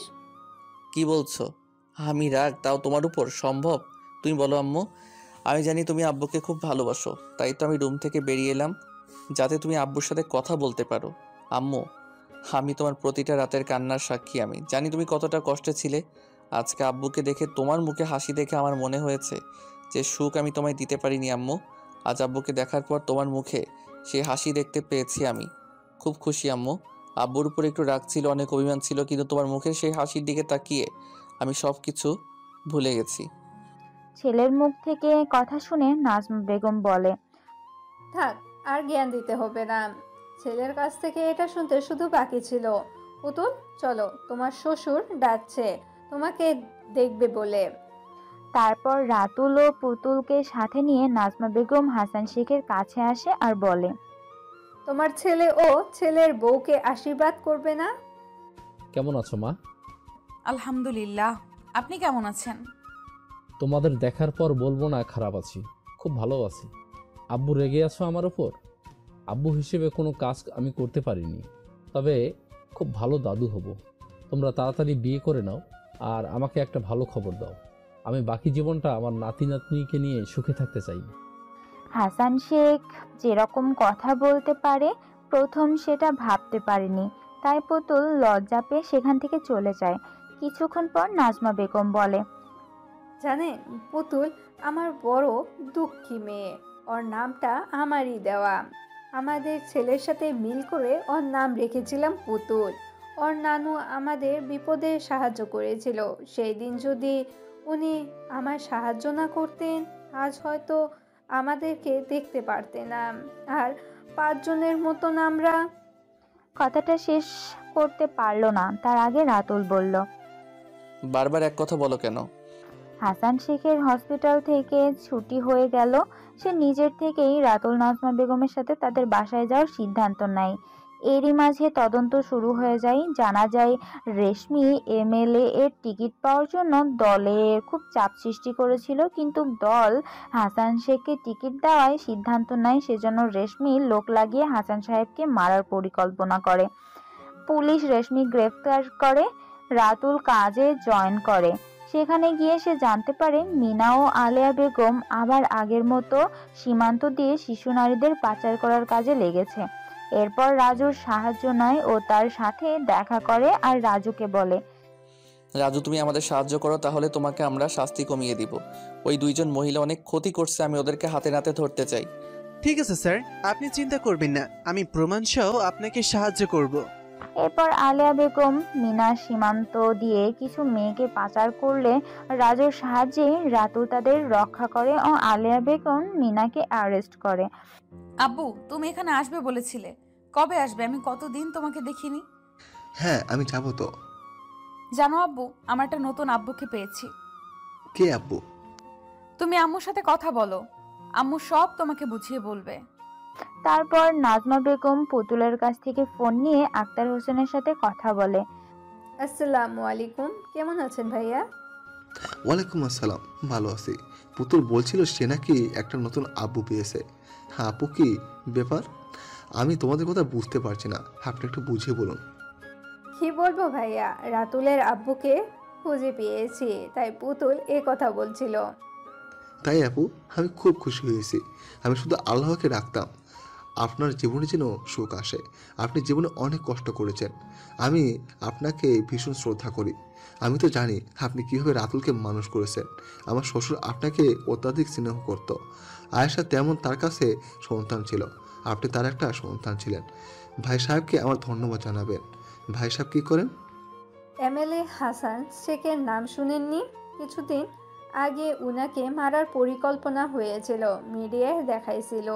উনি তো রাতুলের আব্বু, নিজের ছেলে রক্ত দিয়ে তার আব্বুকে বাঁচালো। ও তাই নাকি? উনি তো খুব ভালো মানুষ। মাঝে মাঝে কাগজে ওনার সম্পর্কে পড়ি। এলাকার বস্তিতে উনি খুব উন্নয়ন করেছে। ওনার কাছে গেলে উনি কখনো কোনো মানুষকে নিরাশ করেন না। ওনাকে নাকি সকলে আল্লাহর প্রতিনিধি বলে খুব খুশি হলাম। আমার আপু তাহলে ভুল মানুষকে ভালোবাসেনি। সেও তো আপনার জন্য আজও কোনো মেয়েকে গ্রহণ করতে পারেনি। ধন্যবাদ আপু, আপনার নতুন জীবনের জন্য। আক্তার হোসেনের কথা শুনে নাজমা বেগম হেসে ফেললেন আর বললেন, ধন্যবাদ দিতে হবে না, এবার ছেলে মেয়ের বিয়ে নিয়ে কথা বলতে হবে। আমি রাত্রে রাতুলের আব্বুকে ফোন করব, সামনের সপ্তাহে আসতে পারে আমাদের বাসায়। রাতুল আসবে 1 সপ্তাহর ছুটি নিয়ে, আর আপনিও আসবেন। ওই দিন ওদের এঙ্গেজমেন্ট করিয়ে রেখে দিব।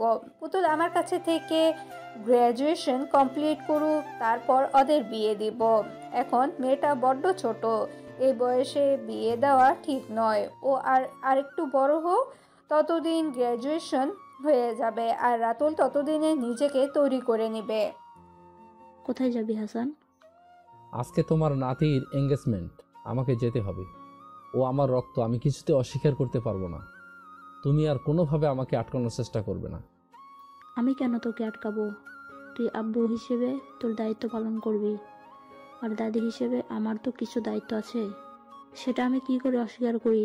আমি তোর সাথে যাব, আর আমি আমার নাতি বউকে আশীর্বাদ করব। আম্মু, এই কাজটা যদি তুমি আগে করতে তাহলে ওদের মা ও ছেলেকে কষ্ট পেতে হতো না। আজকে রাতুল পুতুলের এঙ্গেজমেন্ট, বাসা ছোটখাটো আয়োজন করা হয়েছে। তারপর হাসান শেখ এলো, আর তার আম্মু তার আগে আক্তার হোসেন এসে পড়েছে। হাসানের সাথে সালমা বেগমকে দেখে নাজমা বেগম দাঁড়িয়ে পড়ল, আর তার অতীত নিয়ে কথা মনে পড়ে গেল। সে তখন ভয়ে কাঁপতে লাগলো। সেটা খেয়াল করে রাতুল বলল, আম্মু ভয় পেও না, সেদিন আমি ছোট ছিলাম, কিন্তু আজকে তোমার সামনে তোমার যোগ্য ছেলে আছে, তাই তুমি চিন্তা করবে না। আমি কিছুতেই আমার আম্মুর অসম্মান সহ্য করব না।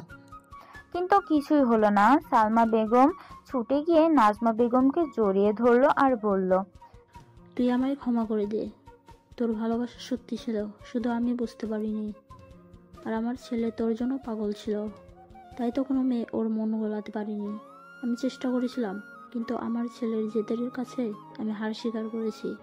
আর আমার দাদু ভাই, তুমি কি আমার উপর রেগে আছো? আমায় ক্ষমা করে দাও না। ভুল তো মানুষ মাত্রই করে। সালমা বেগমের কথা শুনে রাতুল প্রথমে রেগে যাবে ভেবেছিল, কিন্তু পাশে পুতুল দাঁড়িয়ে থাকে। পুতুল রাতুলের হাতটা ধরে ফেলে আর বলে, আজকে শুভ দিনে তুমি কিছু বলবে না, আমার দিব্যি রইল। আজকের দিনে আমাদের সকলের আশীর্বাদ দরকার।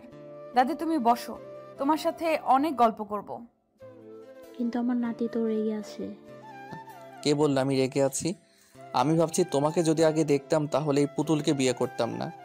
আমার খুব ইচ্ছা ছিল তোমার মতো সিনিয়র মানুষের সাথে প্রেম করার, সেটা বোধহয় জীবনে হবে না। এই মেয়েটা আমার ঘাড়ে চেপে বসে আছে, তাই আমি আর অন্য কোনো মেয়ের দিকে তাকাতে পারছি না। আমি তোমার ঘাড়ে চেপে বসে আছি? দাঁড়াও, তোমার দেখাচ্ছি মজা। কথাটা বলে পুতুল রাতুলের পিছনে তাড়া লাগায়, আর সারা ঘর জুড়ে দুজনে ছুটাছুটি করে, যা দেখে উপস্থিত সকলেই হেসে ওঠে। ওই 2 মাসুম ছেলে মেয়ে, ওরা সুখী হোক, আল্লাহর কাছে এই কামনা করি। সমাপ্ত।